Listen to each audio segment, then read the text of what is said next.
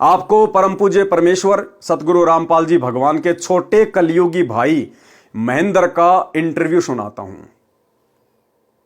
यह इंटरव्यू भाई और बहनों 20 मिनट का है और इस 20 मिनट के इंटरव्यू के ऊपर लगभग 1.5 घंटे का वीडियो बनेगा आगे। और यदि आपने गौर से यह वीडियो देख लिया, क्योंकि गुरुदेव के कलयुगी काल प्रेरित भाई महेंद्र का इंटरव्यू को सामान्य इंटरव्यू नहीं है। इस महेंद्र के मुख से प्रत्येक शब्द काल प्रेरणा से निकले हैं और दूसरी तरफ आप और हम आत्माओं की आंखें खोलने के लिए गुरुदेव भगवान ने निकलवाए हैं। क्योंकि ये महेंद्र गुरुदेव का छोटा भाई जिस प्रकार 650 साल पहले कमाल परमात्मा की बगिया को संगत को उजाड़ने के लिए आया था, ठीक इसी प्रकार वर्तमान में ये महेंद्र दास सतगुरु रामपाल जी का रिश्ते में छोटा भाई ये काल का विशेष एजेंट है। और काल ने इसको सतगुरु रामपाल जी के भाई के रूप में उस परिवार में इसीलिए पैदा किया है कि आगे चलकर ये संगत को तोड़ सके, संगत में कुसंगत पैदा कर सके। और परमात्मा ने इस इंटरव्यू के माध्यम से महेंद्र का सारा काला चिट्ठा उजागर करवाना था।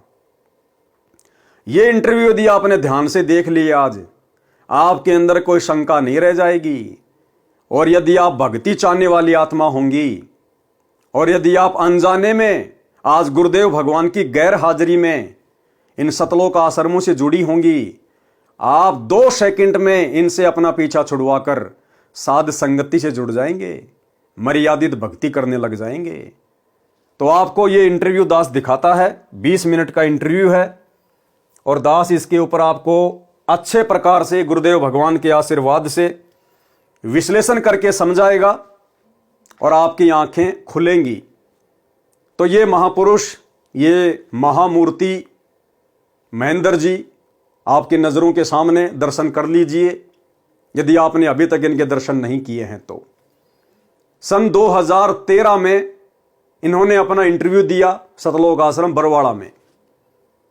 सबसे पहली बात, आपने जितने भी इंटरव्यू देखे हैं भगत भाई बहनों के सतलोक आश्रम बरवाड़ा में, क्योंकि ज्यादातर भगत भाई बहनों ने सतलोक आश्रम बरवाड़ा में ही अपने इंटरव्यू दिए, अपने अनुभव बताए हैं। ठीक है, अगर कोई पैर से लंगड़ा है, कोई भयंकर बीमार है, उसने तो चारपाई पर बैठकर या चेयर पर बैठकर अपना इंटरव्यू दिया है। लेकिन जो स्वस्थ थे उन्होंने दरबार साहिब में खड़े होकर ही अपने इंटरव्यू दिए हैं। लेकिन ये महाशय जी, ना ये कोई रोगी हैं, ना इनको कोई पैर में कोई लंग है, ना इनको कैंसर है, दोनों पैर इनके स्वस्थ हैं, लेकिन ये बैठ के इंटरव्यू दे रहे हैं, बैठकर इंटरव्यू दे रहे हैं। इनको भी अन्य भगत भाई बहनों की तरह खड़ा होकर इंटरव्यू देना चाहिए था। इन्हें पता होना चाहिए कि मेरे सभी भगत भाई बहन खड़े होकर इंटरव्यू देते हैं, इन्हें भी एक सभ्य भगत की बाती खड़ा होकर अपना इंटरव्यू देना चाहिए था दरबार साहिब के सामने। लेकिन वह नहीं दिया। जहां पर ये अपनी चेयर डाल के बैठा करते थे शंका समाधान के रूम में, वहीं पर इन्होंने अपना स्पेशल इंटरव्यू दिया। अब इन्होंने क्या इंटरव्यू दिया, एक एक शब्द को भाई और बहनों ध्यान से सुनना। यह मौका आप जियों को सत्य से परिचित होने का बार बार नहीं मिलेगा। परमात्मा जबरदस्ती सच्चाई मुंह फाड़ के आपके गले में डालने के लिए नहीं आएंगे। परमात्मा किसी को निमित्त ही बनाएगा और जो अच्छी आत्मा होंगी, यानी जो लोहा होगा, वो चुंबक से चिपक जाएगा। और जो मान बढ़ाई से जो ग्रस्त होगा, जो अहंकारी जीव होगा, वो हम सत्सेवकों की बातों पे ध्यान नहीं देगा। चुंबक से कभी भी सोना चांदी नहीं चिपकते, चुंबक से केवल लोहा चिपकता है, लोहा। तो जो अच्छी आत्मा होगी वो तो इन इंटरव्यू को देखकर समझ जाएगी। इंटरव्यू की शुरुआत करता हूं और जहां जहां आवश्यकता पड़ेगी आप जियों को गुरुदेव के आशीर्वाद से समझाऊंगा, ध्यान से सुनिएगा। नमस्कार जी। नमस्कार जी। क्या शुभ नाम है जी आपका? मेरा नाम महेंद्र दास है, गांव धनाना, जिला सोनीपत, हरियाणा का रहने वाला हूं और मैं संत रामपाल जी का छोटा भाई हूं नाते में। संत रामपाल जी महाराज की शरण में आने से पहले आप कौन सी भक्ति करते थे? वैसे तो भक्ति की रुचि बचपन से ही थी, फिर महाराज जी का बचपन से ही साथ मिलने से हनुमान जी की भक्ति, भगवान शिव के व्रत रखना शिवलिंग पे जल चढ़ाना, वह भगवान विष्णु जी को विशेष रूप से मानता था, भगवान श्री कृष्ण जी को। ध्यान देना, महेंद्र जी सतगुरु रामपाल जी भगवान की शरण में आने से पहले, भक्ति मार्ग से जुड़ने से पहले भगवान विष्णु उर्फ श्री कृष्ण जी को अपना इष्ट मानते थे। इन्होंने खुद स्वीकार किया है कि मैं भगवान विष्णु उर्फ श्री कृष्ण जी को विशेष तौर पर मानता था, लेकिन विश्वास इनको कबीर ही भगवान है सतगुरु रामपाल जी से सार नाम लेने के बाद भी नहीं हुआ था। ये आगे अपने मुख कमल से ही आपको सुनाएंगे, लेकिन ये पॉइंट आपके लिए याद करना बहुत जरूरी है, क्योंकि इसी पॉइंट के ऊपर इस व्यक्ति के अंदर जो शैतान छुपा हुआ है वो आपको दिखाई देगा। ये श्री विष्णु उर्फ श्री कृष्ण जी के कट्टर पुजारी थे। ध्यान से सुनिएगा। वह भगवान विष्णु जी को विशेष रूप से मानता था, भगवान श्री कृष्ण जी को। जो आम हिंदू लोग करते हैं वही भक्ति हम करते थे। फिर मैं नौकरी लग गया, गुरु जी संत रामपाल जी से मैं दूर हो गया। मैं चंडीगढ़ रहा 8 साल, वहाँ जाकर के रुचि भी खत्म हो गई। संत रामपाल जी महाराज की शरण में कैसे आए? फिर मैं 1991 में मैं चंडीगढ़ से रोहतक आ गया और एसपी रोहतक का मैं ड्राइवर लग गया। मेरी पुलिस डिपार्टमेंट में नौकरी थी और महाराज जी पहले सिरसा वगैरह में पोस्टेड थे, जूनियर इंजीनियर की, और गुरुजी फिर रोहतक में पोस्टेड हो गए। रोहतक में पोस्टेड हो गए गुरुजी, और फिर मिलना जुलना शुरू हो गया। और गुरुजी लंच टाइम में मेरे पास रोजाना आते थे, लगभग 4 महीने लगातार आए और सत्संग की, भक्ति की बातें बताने लगे कि भक्ति करनी चाहिए, भक्ति से दुख दूर होते हैं, सुख मिलता है, मोक्ष मिलता है। लेकिन मेरी रुचि विशेष नहीं थी और मैं महाराज जी को मना भी नहीं कर सकता था कि मेरे पास क्यों आए, क्योंकि बड़े भाई साहब थे। तो मैं अंदर से दुखी बहुत था कि रात को ड्यूटी करते हैं, दिन में ये आगे बैठ जाते हैं। लेकिन एक दिन मैंने कह ही दिया कि भक्ति में कुछ नहीं रखा, काम करो और बच्चों का पालन पोषण करो, इससे बड़ी कोई भक्ति नहीं है। फिर गुरु जी ने धीरे धीरे आना बंद कर दिया। आपने सुना, महेंद्र की हरियाणा पुलिस डिपार्टमेंट में नौकरी थी। ये रोहतक एसपी के ड्राइवर थे, पुलिस विभाग में थे। 1991 की बात बता रहे हैं। उस समय गुरुदेव भगवान की पोस्टिंग भी रोहतक में हो गई। गुरुदेव भगवान जूनियर इंजीनियर की पोस्ट पर थे, इरिगेशन डिपार्टमेंट में, सिंचाई विभाग में। कहने का मतलब है महेंद्र जी की और पूज्य गुरुदेव भगवान की दोनों की पोस्टिंग कहाँ हो गई? रोहतक में। अब परमात्मा तो परमात्मा है भाई, वो तो अपनी आत्माओं के लिए भटकता है, चाहे कोई दुष्ट हो चाहे कोई सज्जन हो। तो परमात्मा ने देखा कि अगले जन्म में गधा बनेगा, कुत्ता बनेगा, लोगों की झूठी लेट्रिन खाएगा, गोबर खाएगा, झूठी किसी की उल्टी को चाटेगा। क्यों ना इसको भक्ति मार्ग से जोड़ दूं, इसको ज्ञान समझा दूं। सबके प्रति परमात्मा की ऐसे ही समदृष्टि होती है। तो गुरुदेव भगवान लंच टाइम में महेंद्र जी के पास में आते और इनको भक्ति के बारे में समझाते कि भाई भक्ति करनी चाहिए, भक्ति बिना कुछ भी नहीं है, आने वाले समय में फिर दुख उठाएंगे, परेशानियां उठाएंगे। तो महेंद्र जी बता रहे हैं, क्योंकि परमात्मा की वाणी है भाई और बहनों, कि वाणी ही से पहचानिए कुटिल नीत की घात, अंदर की करनी की निकले मुंह से बात। तो महेंद्र जी अपने मुंह से अपनी सारी कथा बता रहे हैं कि मैं उनसे बहुत ज्यादा दुखी था, अपने बड़े भाई से, संत रामपाल जी से बहुत दुखी था कि दिन में तो ड्यूटी करते हैं, फिर ये आकर बैठ जाते हैं भक्ति करो भक्ति करो। कह रहे मैं अंदर से बहुत दुखी था। जब गुरुजी आते थे, मुझे ज्ञान समझाते थे, भक्ति पर लगने का कोई जरिया बताते थे, तो मैं अंदर से बहुत दुखी होता था। अब मेरे बड़े भाई थे इसलिए मैं मना भी नहीं कर सकता था। लेकिन एक दिन तो मैंने हिम्मत करके कह दिया, जैसे कि बहुत बड़ा कोई सूरवीर वाला काम कर दिया हो, कि एक दिन तो मैंने हिम्मत करके कह दिया कि कुछ नहीं रखा भक्ति वक्ति में, अपना काम धंधा करो, अपने बच्चों का पालन पोषण करो, इससे बड़ी कोई भक्ति नहीं है। और धीरे धीरे फिर गुरुजी ने मेरी अरुचि देखकर आना बंद कर दिया। तो इससे हमें क्या शिक्षा मिलती है भाई और बहनों? परमात्मा हमें सत्संगों में अच्छी आत्मा और काल की आत्मा, इन दोनों के विषय में बताते हैं कि जो अच्छी आत्मा होती है, जो युगों युगों से परमात्मा की भक्ति कर रही होती है, वो आत्मा एक झटके में समझ जाती है।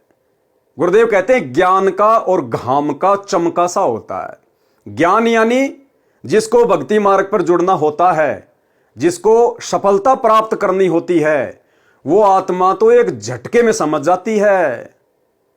एक शब्द लग जाता है उसके और तुरंत भक्ति पे लग जाता है। और जो काल की आत्मा होती है, जो अच्छी आत्मा नहीं होती, उसको चाहे कितना ही समझा दो, गुरुदेव कहते हैं वो तो चिकना घड़ा हो जाता है, चिकना घड़ा, फिर उसके ऊपर असर नहीं पड़ता है। तो ये जो महेंद्र जी हैं, ये चिकने घड़े थे, चिकने घड़े। ये उन आत्माओं में नहीं है जो परमेश्वर की विशेष आत्माएं होती हैं। ये छोटा सा सत्संग गुरुदेव का 30 सेकंड का, कि ज्ञान का और घाम का चमका ही होता है। अच्छी आत्माओं को तो एक बार में समझ में आ जाती है। एक कै चोट सिधारिया जिन्हें गुरु मिलन दी आस। जिनको परमात्मा चाहिए, जो परमात्मा की आत्मा होती है, उनको तो एक ही चोट काफी होती है भक्ति मार्ग पर लगने के लिए। एक छोटा सा सत्संग, एक समय की बात। और सत्संग जो है एक दिन का बतेरा हो लागना होता है। जैसे आम भाषा में कहा करो ना भाई, गाम का ज्ञान का तो चमका ऐसा हो से थोड़े में लाग जाया करो, और ना तो भाई फिर नहीं लगता, चाहे सारी उम्र फिर तो चिकने गड़े हो जाएंगे। तो गुरुदेव के मुख कमल से सुनकर आपको समझ में आ गया होगा कि ये महेंद्र जी परमेश्वर की उन आत्माओं में नहीं है जो आत्माएं मोक्ष प्राप्त करने की अधिकारी होती हैं। आगे देखिए ध्यान से। तो मैं अंदर से दुखी बहुत था कि रात को ड्यूटी करते हैं, दिन में ये आगे बैठ जाते हैं। लेकिन एक दिन मैंने कह ही दिया कि भक्ति में कुछ नहीं रखा, काम करो और बच्चों का पालन पोषण करो, इससे बड़ी कोई भक्ति नहीं है। फिर गुरु जी ने धीरे धीरे आना बंद कर दिया। फिर मेरे जीवन में एक ऐसी घटना घटी, 1992 की बात है, कि मैं एक डीआईजी को लेकर के मधुबन गया हुआ था, पुलिस ट्रेनिंग सेंटर के अंदर। रात को वहाँ ठहरे, मैं सुबह सोकर उठा तो मैंने देखा, मैं चारपाई पर लेटा हुआ, मेरी आंखें खुल गई। तो लेटे लेटे मैं क्या देख रहा हूं कि मेरे पैरों की तरफ उस मकान यानी कमरे में 2 खिड़कियां थी। एक खिड़की में महाराज जी कम से कम 8-10 फीट ऊपर आसमान में बैठे हैं। वो सीन मुझे आज तक याद है। काले रंग के चश्मे लगा रखे थे, लाइनिंग वाला शर्ट, काली पैंट, और ऐसे बैठे हैं जैसे पद्मासन होता है, हाथ जोड़कर। तो संत रामपाल जी की तरफ 2 पैर दिखाई दे रहे हैं, घुटने से नीचे बिल्कुल लाल रंग के, जैसे सूर्य सुबह निकलता है। तो मैं देख कर डर गया। मैंने अपनी घड़ी देखी, उस द्वार पे एक घड़ी लगी हुई थी, उसको देखा भी 7 बज गए हैं। दूसरी खिड़की से देखा तो शहतूत का पेड़ है, चिड़िया बैठी हैं। लेकिन मैं ये सीन क्या देख रहा हूँ, कम से कम 5 मिनट मैंने सीन को देखा। तो मैं डर गया कि मैंने समझा कि भी कहीं गुरुजी मर गए हैं, उनकी आत्मा मुझे मिलने के लिए आ रही है। अब उसमें फ़ोन भी नहीं थे, मैं डीआईजी को बोल भी नहीं सकता था कि मेरा भाई मर गए हैं। तो मैं बहुत चिंतित हो गया।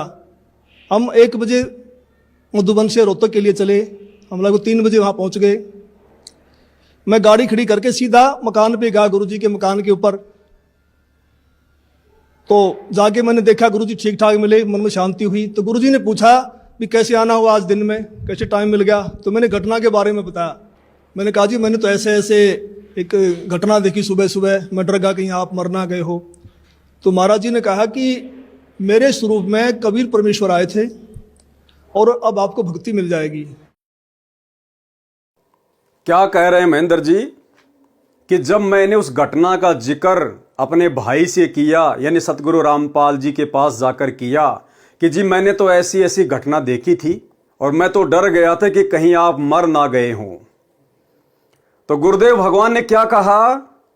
गुरुदेव भगवान ने कहा कि आपको मेरे स्वरूप में कबीर परमात्मा के दर्शन हुए और अब आपको भक्ति मिल जाएगी। भाई और बहनों, शब्दों पे विचार करना। महेंद्र जी अपने मुख कमल से कह रहे हैं, मैं पवन दास कुछ नहीं कह रहा। जब महेंद्र जी ने पूरी कथा बताई तो गुरुदेव ने कहा कि आपको मेरे रूप में, मेरे स्वरूप में कबीर परमात्मा मिले, उनके दर्शन हुए और अब आपको भक्ति मिल जाएगी। भाई सन 1991 में भला सतगुरु रामपाल जी के रूप में कबीर जी दर्शन क्यों देंगे? क्या कबीर जी का अपना कोई अलग से रूप नहीं है क्या? अरे कबीर जी तो वो दाढ़ी मूछ वाले, लंबी लंबी दाढ़ी, लंबी लंबी मूछ, वो है कबीर जी। तो कबीर जी को अपने वास्तविक रूप में दर्शन देने में किस बात का डर है? भाई फिर कबीर में और काल में क्या अंतर हुआ? ना तो वो काल दर्शन देता और ना वो कबीर दर्शन देता दाढ़ी मूछ वाला।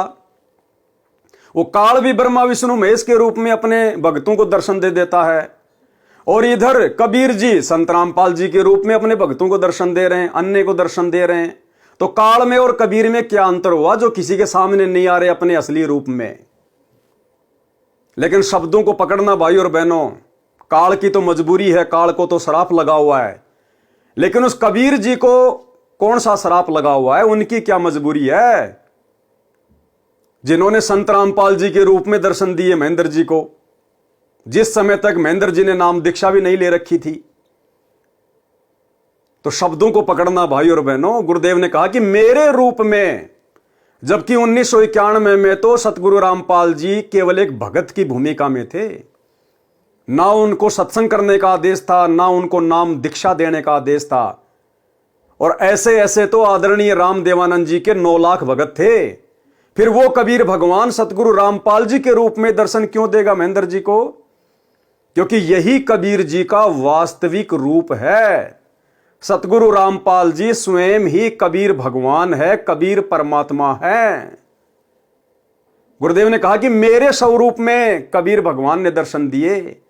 भाई कबीर जी को डर लग रहा है क्या अपना वास्तविक रूप दिखाने के लिए? यदि उनका कोई और रूप है तो, लेकिन यही उनका परम रूप है, यही उनका वास्तविक रूप है जो आज धरती पर प्रकट है, सतगुरु रामपाल जी। तो आप और हमारे विश्वास को बढ़ाने वाली बात है ये गुरुदेव ने जो अपने मुख कमल से महेंद्र जी को कही कि मेरे रूप में कबीर जी ने दर्शन दिए। अरे उस समय तो भाई इस भक्ति मार्ग में जो गुरु की पदवी पे थे वो आदरणीय राम देवानंद जी थे, आप और हमारे दादा गुरु जी थे। तो कबीर भगवान अगर किसी भगत को दर्शन देगा तो उस गुरु के रूप में देगा ना, जिसको अधिकारी बना रखा है। तो कबीर भगवान ने अगर महेंद्र को दर्शन भी देने थे तो आदरणीय राम देवानंद जी के रूप में देने चाहिए थे। संत रामपाल जी तो एक सामान्य भगत थे उस समय, इनके रूप में क्यों दिए? और संत रामपाल जी भला ये बात क्यों बोलेंगे कि मेरे रूप में कबीर जी ने दर्शन दिए? आज मैं पवन दास एक सामान्य भगत हूं, आप एक सामान्य भगत हो। आप किसी भगत को भला अपनी जुबान से कैसे बोल सकते हो कि मेरे रूप में आपको कबीर जी दर्शन देंगे या मेरे रूप में आपको गुरु जी दर्शन देंगे? क्यों भाई, गुरु जी का कोई रूप नहीं है क्या? कबीर जी का कोई रूप नहीं है क्या जो मुझ पवन दास के रूप में दर्शन देंगे या किसी और भगत के रूप में दर्शन देंगे? लेकिन यहां पूज्य गुरुदेव जी के द्वारा यह बात कहना उस समय 1991 में, जिस समय वे केवल एक सामान्य भगत की भूमिका कर रहे थे और उनके जैसे तो 9 लाख भगत थे दादा गुरु जी के, और उस समय यह कहना कि मेरे रूप में आपको कबीर जी ने दर्शन दिए। अगर संत रामपाल जी को सामान्य व्यक्ति होते, सामान्य भगत होते, तो ये उनको क्या पता कि मेरे रूप में कबीर जी ने दर्शन दिए हैं? वो तो दर्शन देने वाला ही बता सकता है ना। संत रामपाल जी को क्या पता कि मेरे रूप में इनको जो दर्शन हुए हैं वो कबीर जी ने दिए हैं? कोई और भी तो दे सकता है। लेकिन वो सच्चाई को जानते हैं, इसीलिए तो कहा कि मेरे रूप में कबीर जी ने दर्शन दिए। स्पष्ट कि सतगुरु रामपाल जी स्वयं ही कबीर परमात्मा हैं और ये चाहे जो सो कर सकते हैं। सतगुरु जो चाहे सो कर ही भरम पड़ो मत कोई, और सेव धड़ पर शीश चढ़ाया पाछे करी रसोई। तो आप और हमें दृढ़ विश्वास हो जाना चाहिए कि हमारे गुरुदेव भगवान स्वयं ही कबीर परमेश्वर हैं। और इस काल की आत्मा को अपनी शरण में लेने के लिए, भक्ति मार्ग पर लगाने के लिए गुरुदेव ने इस लीला को जन्म दिया, इस घटना को घटित किया गुरुदेव ने, इसको अपनी भक्ति पर लगाने के लिए। अरे पता तो गुरुदेव भगवान को उस कमाल के विषय में भी था कि ये जो कमाल है जिसको मैं मुर्दे से जिंदा करने जा रहा हूं, यही आगे चल के गुरुद्रोही बनेगा और मेरी संगत को तोड़ेगा, संगत में कुसंगत पैदा होगी।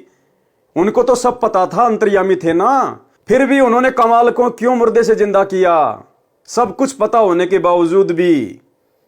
क्योंकि परमात्मा ये चाहता है कि आत्मा चाहे काल की हो चाहे दयाल की हो, ये किसी भी तरह से भक्ति पे लग जाए।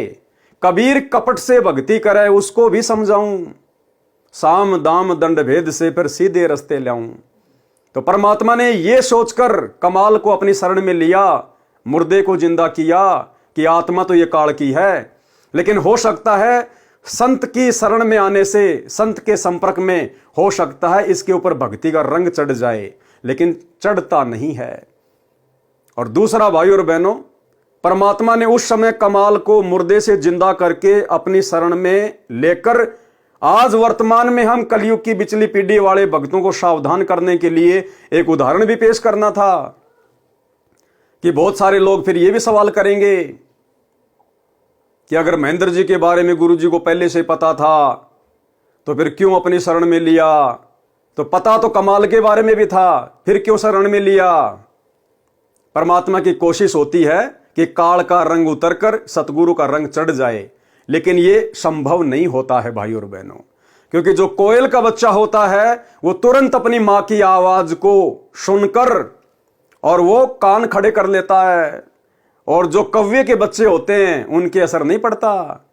तो महेंद्र जी अगर कोयल के बच्चे होते, सतगुरु के बच्चे होते, तो सतगुरु ने इतना प्रयास करने की जरूरत नहीं पड़ती, ऐसे ऐसे चमत्कार करने की जरूरत नहीं पड़ती। लेकिन परमात्मा ने देखा कि काल ने मेरे घर में अपना एजेंट भेज रखा है, अगर इसको भक्ति मार्ग पे नहीं लगाया तो मेरे लिए और ज्यादा बाधा उत्पन्न कर देगा। इसलिए परमेश्वर ने इसको भक्ति पे लगाया, और परमेश्वर ने इसको एक मौका दिया कि हो सकता है चंदन के संपर्क में आने के बाद ये भी खुशबू देने लगे। लेकिन परमात्मा कहते हैं जो बांस का जो पेड़ होता है, जो बंबू होता है, उसके ऊपर चंदन की महक का कोई असर नहीं होता है। तो हमने तो शिक्षा लेनी है भाई और बहनों, हमने तो शिक्षा लेनी है कि महेंद्र जी के द्वारा ये कहना और गुरुदेव के द्वारा फिर ये कहना कि मेरे रूप में कबीर जी ने दर्शन दिए और अब आपको भक्ति मिल जाएगी, इसका मतलब हमारे गुरुदेव स्वयं कबीर परमात्मा हैं। आगे देखिएगा। तो महाराज जी ने कहा कि मेरे स्वरूप में कबीर परमेश्वर आए थे और अब आपको भक्ति मिल जाएगी। तो मैंने कहा जी मैं तो ड्रिंक्स वगैरह कर लेता हूँ, वो छूटती नहीं, भक्ति कैसे करूँगा। तो गुरु जी ने कहा जा आज के बाद नहीं पिएगा। तो उनके एक शब्द से ऐसी दीवार खड़ी हो गई कि आज 1992 की बात है, आज 2013 हो गया, यानी लगभग 21 वर्ष हो गए। वो आज तक मैंने शराब को छुआ तक नहीं है। क्या कह रहे हैं महेंद्र जी? गुरुदेव ने कहा कि अब आपको भक्ति मिल जाएगी, मेरे रूप में कबीर जी ने दर्शन दिए थे। तो महेंद्र जी अपने मुख कमल से कह रहे हैं कि मैंने कहा कि जी मैं भक्ति कैसे करूंगा, मैं तो ड्रिंक करता हूं, मैं तो शराब भी पीता हूं। तो गुरुदेव ने कहा कि जा आज के बाद नहीं पिएगा। कब की बात है ये? 1992 की, 1992, 1992 की बात है ये। गुरुदेव ने क्या कहा कि जा आज के बाद नहीं पिएगा, और महेंद्र जी ने कहा कि उनके एक शब्द से ऐसी दीवार खड़ी हो गई कि मैंने आज तक कभी शराब को छुआ भी नहीं। विचार करो भाई और बहनों, 1992 की बात है। गुरुदेव को सत्संग करने का आदेश अपने मुंह बोले गुरुदेव से प्राप्त हुआ 1993 में, 1992 के एक साल बाद, और नाम दीक्षा देने का आदेश प्राप्त हुआ 1994 में, यानी 1992 के 2 साल बाद। तो 1992 में ना तो सतगुरु रामपाल जी को सत्संग करने का आदेश था, ना उनको नाम दीक्षा देने का आदेश था, अर्थात वे गुरु पद पर नहीं थे, केवल एक सामान्य भगत की तरह अपनी भक्ति कर रहे थे। तो भैया एक भगत कैसे किसी को आशीर्वाद दे सकता है? एक भगत भला कैसे किसी को आशीर्वाद दे देगा कि जा आज के बाद नहीं पिएगा? तो कौन हुए सतगुरु रामपाल जी भगवान? स्वयं कबीर परमात्मा, जिन्होंने सन 1988 में आदरणीय राम देवानंद जी को अपना मुंह बोला गुरु बनाकर 12वें पंथ में प्रवेश किया कि 12वें पंथ हम ही चल आवें और सब पंथों को मिटाकर एक पंथ चलावें। ये परमात्मा गुप्त रूप से अपनी लीला खेल रहे थे। सन 1951 से प्रकट होकर परमेश्वर ने गुप्त रूप से अपनी लीला जारी रखी। तो एक संकेत छोड़ दिया गुरुदेव भगवान ने, और महेंद्र के इंटरव्यू में महेंद्र के मुख से ये बातें निकलवा दी गुरुदेव भगवान ने, आप और हमारे विश्वास को दृढ़ करने के लिए कि तुम्हारा गुरु साक्षात भगवान है, कबीर जी है, मन में कोई शंका पैदा मत कर लेना। महेंद्र जी 1992 की बात बता रहे हैं।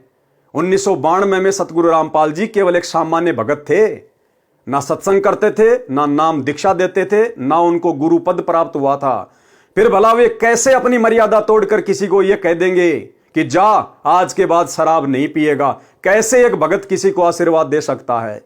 लेकिन भाई वो सामान्य भगत नहीं थे उस समय, वो स्वयं कबीर परमात्मा थे, केवल एक सामान्य भगत की भूमिका निभा रहे थे। हम नित्य नियम पढ़ते हैं, वाणी नंबर 50 और 51, गरीब साहिब से सतगुरु भय, सतगुरु से भय साध, और ये तीनों अंग एक हैं, गति कुछ अगम अगाध। गरीब साहिब से सतगुरु भय, सतगुरु से भय संत, और धर धर वेख विशाल अंग, ये खेल है आदि और अंत। तो साहिब तो ये शुरू से ही है। 1951 में प्रकट होकर आम व्यक्ति की भूमिका करते हुए 17 फरवरी 1988 को इन्होंने गरीबदास जी की वाणी के अनुसार, कबीर परमेश्वर जी की वाणी के अनुसार 12वें पंथ में प्रवेश किया कि 12वें पंथ हम ही चलावें, सब पंथों को मिटाकर एक पंथ चलावें। और आदरणीय राम देवानंद जी को अपना मुंह बोला गुरु बनाया, जैसे 650 साल पहले इसी कबीर परमेश्वर ने पंडित रामानंद जी को अपना मुंह बोला गुरु बनाया। दुनिया की नजरों में तो कबीर जी पंडित रामानंद जी के शिष्य थे, लेकिन पंडित रामानंद जी की नजरों में कबीर जी उनके गुरु थे। तो वही खेल वर्तमान में परमेश्वर खेल रहे थे सन 1988 से। तो महेंद्र जी को 1992 में आशीर्वाद देना और वो शब्द महेंद्र के ऊपर फिट हो जाना, ये साबित करता है कि सतगुरु रामपाल जी पूर्ण ब्रह्म परमेश्वर हैं, स्वयं कबीर देव हैं। सुनिए ध्यान से। तो मैंने कहा जी मैं तो ड्रिंक्स वगैरह कर लेता हूँ, वो छुटती नहीं, भक्ति कैसे करूँगा? तो गुरु जी ने कहा जा आज के बाद नहीं पिएगा। तो उनके एक शब्द से ऐसी दीवार खड़ी हो गई कि आज 1992 की बात है, आज 2013 हो गया, यानी लगभग 21 वर्ष हो गए। वो आज तक मैंने शराब को छुआ तक नहीं है। तो उसके बाद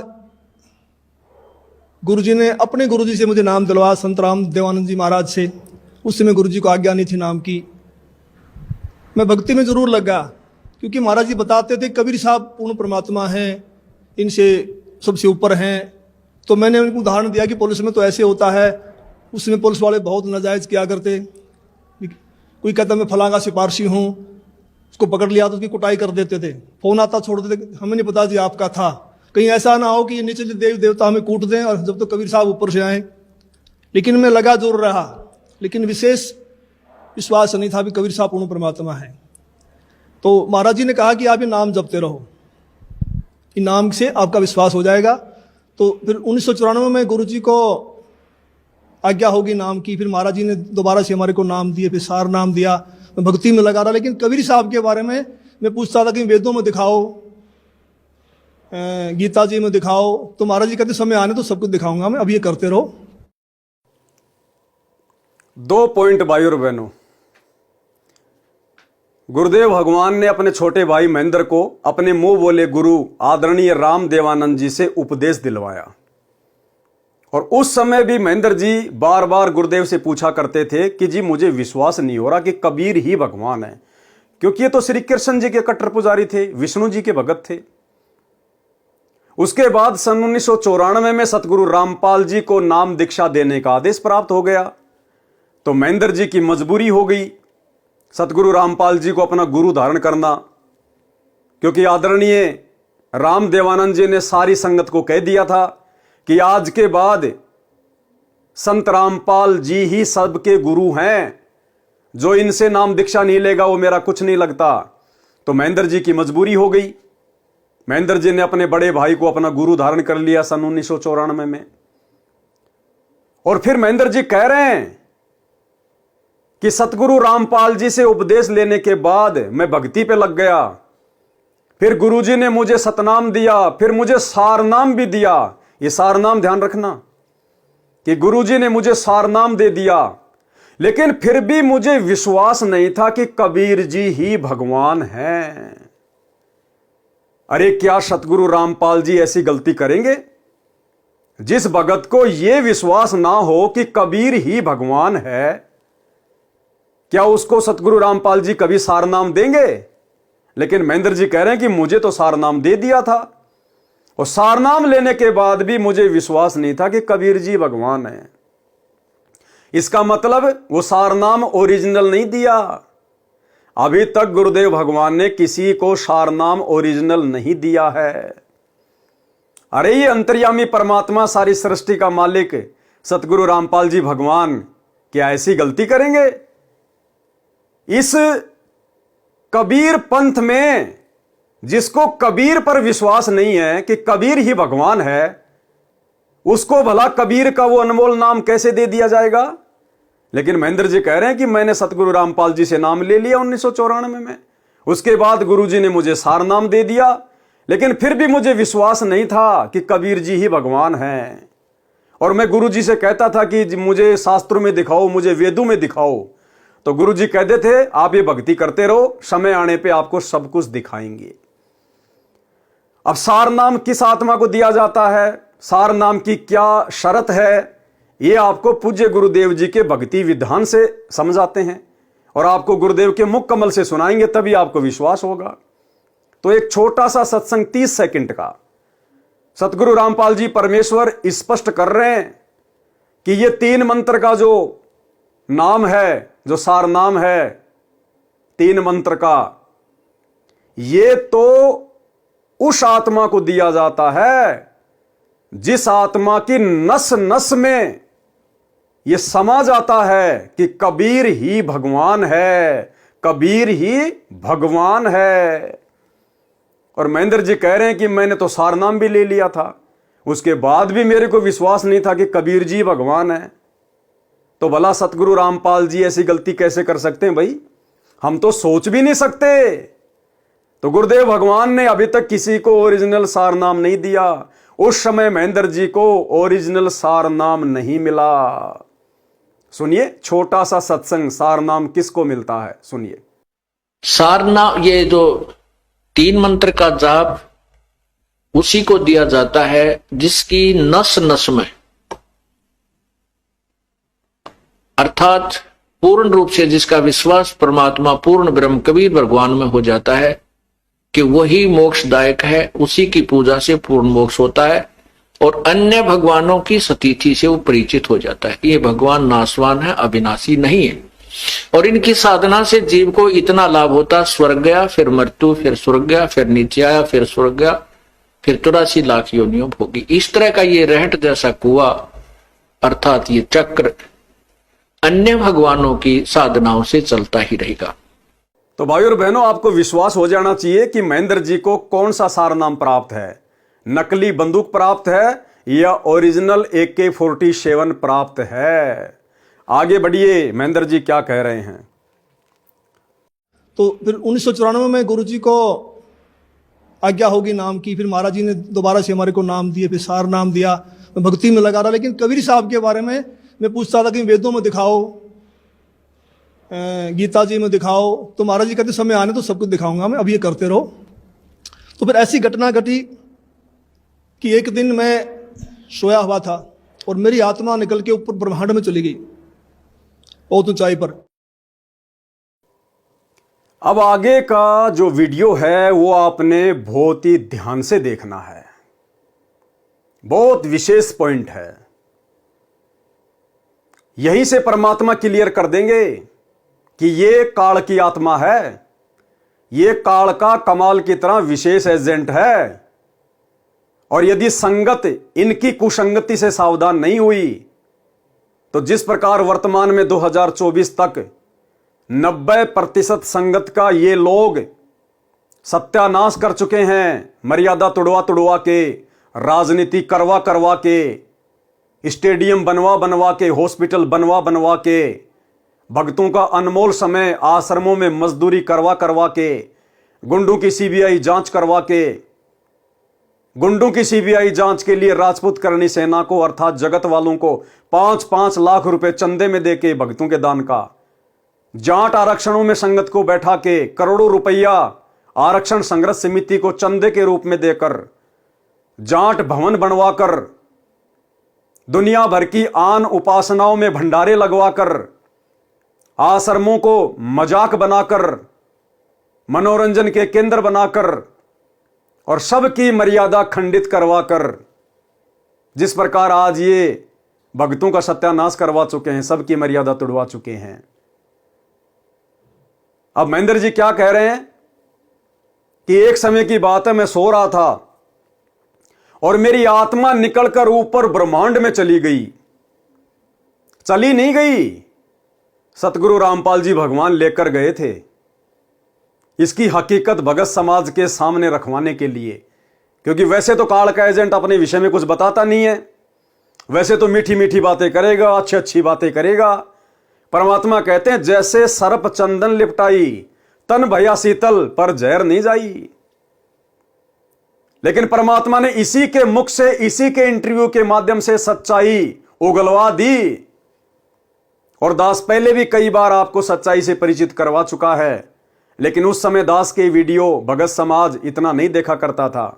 लेकिन आज लाखों की संख्या में लोग देख रहे हैं, सच्चाई से परिचित होते जा रहे हैं। इसलिए आज फिर से यह वीडियो बनाने की मुझे आवश्यकता पड़ी कि इसका पूरा विश्लेषण किया जाए काल के एजेंट का। तो यह कह रहा है कि एक रात्रि में सो रहा था और मेरी आत्मा निकलकर ऊपर ब्रह्मांड में चली गई। आज से पहले तो नहीं गई तेरी आत्मा ब्रह्मांड में, सतगुरु रामपाल जी भगवान लेकर गए इसकी सच्चाई से संगत को परिचित करवाने के लिए। और अब देखना भाई और बहनों, एक एक पॉइंट को ध्यान से सुनिएगा। वहां विष्णु भगवान खड़े हैं श्री कृष्ण जी के रूप में, उनके सिर पर ऐसे मोर का चंदा है, मोर मुकुट है, और मेरे से कह रहे हैं कि जिस भक्ति पे आप लगे हो ये भक्ति बड़ी कठिन है, ये मार्ग बड़ा कठिन है, अगर इतना आसान होता तो सभी यहां से निकल जाते। और एक बात का ख्याल रखना, मेरे भक्तों को मत तोड़ना। क्या कह रहे हैं महेंद्र जी कि मुझे श्री विष्णु भगवान के दर्शन हुए श्री कृष्ण जी के रूप में। अरे गुरु बना रखा सतगुरु रामपाल जी को, भगवान मानता है दाढ़ी मूंछ वाले कबीर जी को, और दर्शन किसने दिए? श्री विष्णु जी ने, श्री कृष्ण जी ने। और क्या कहा कि आप जिस भक्ति पर लगे हो ना, ये इतना आसान काम नहीं है। अगर ये भक्ति इतनी आसान होती तो हर कोई यहां से पार हो जाता। और एक बात का ध्यान रखना, मेरे भक्तों को मत तोड़ना। अब भाई और बहनों, किसने दर्शन दिए इसको श्री विष्णु रूप में, श्री कृष्ण जी के रूप में? मीरा बाई को किसने दर्शन दिए थे? सतगुरु रामपाल जी भगवान ने, इस कबीर परमात्मा ने। परमात्मा कहते हैं जब तक आपको पूर्ण ज्ञान नहीं होता तब तक आपकी आस्था जिस भी इष्ट में होती है, जिस भी गुरु में होती है, जिस भी देव में होती है, परमात्मा उसी रूप में आपको दर्शन देते हैं, उसी रूप में। तो जब इनकी आत्मा ऊपर गई ब्रह्मांड में, इनको श्री कृष्ण जी के रूप में, क्योंकि सारनाम लेने के बाद भी, पूर्ण तत्वदर्शी संत से उपदेश लेने के बाद भी इनकी आस्था श्री कृष्ण जी में थी। तो सतगुरु रामपाल जी भगवान ने श्री कृष्ण जी के रूप में इनको ऊपर दर्शन दिए और इनको हकीकत बता दी, इनको सच्चाई बता दी कि भैया अगर ये भक्ति मार्ग इतना ही आसान होता तो हर कोई भक्ति करके पार हो जाता। तुम जिस मार्ग पर लगे हो ना, ये इतना आसान नहीं है।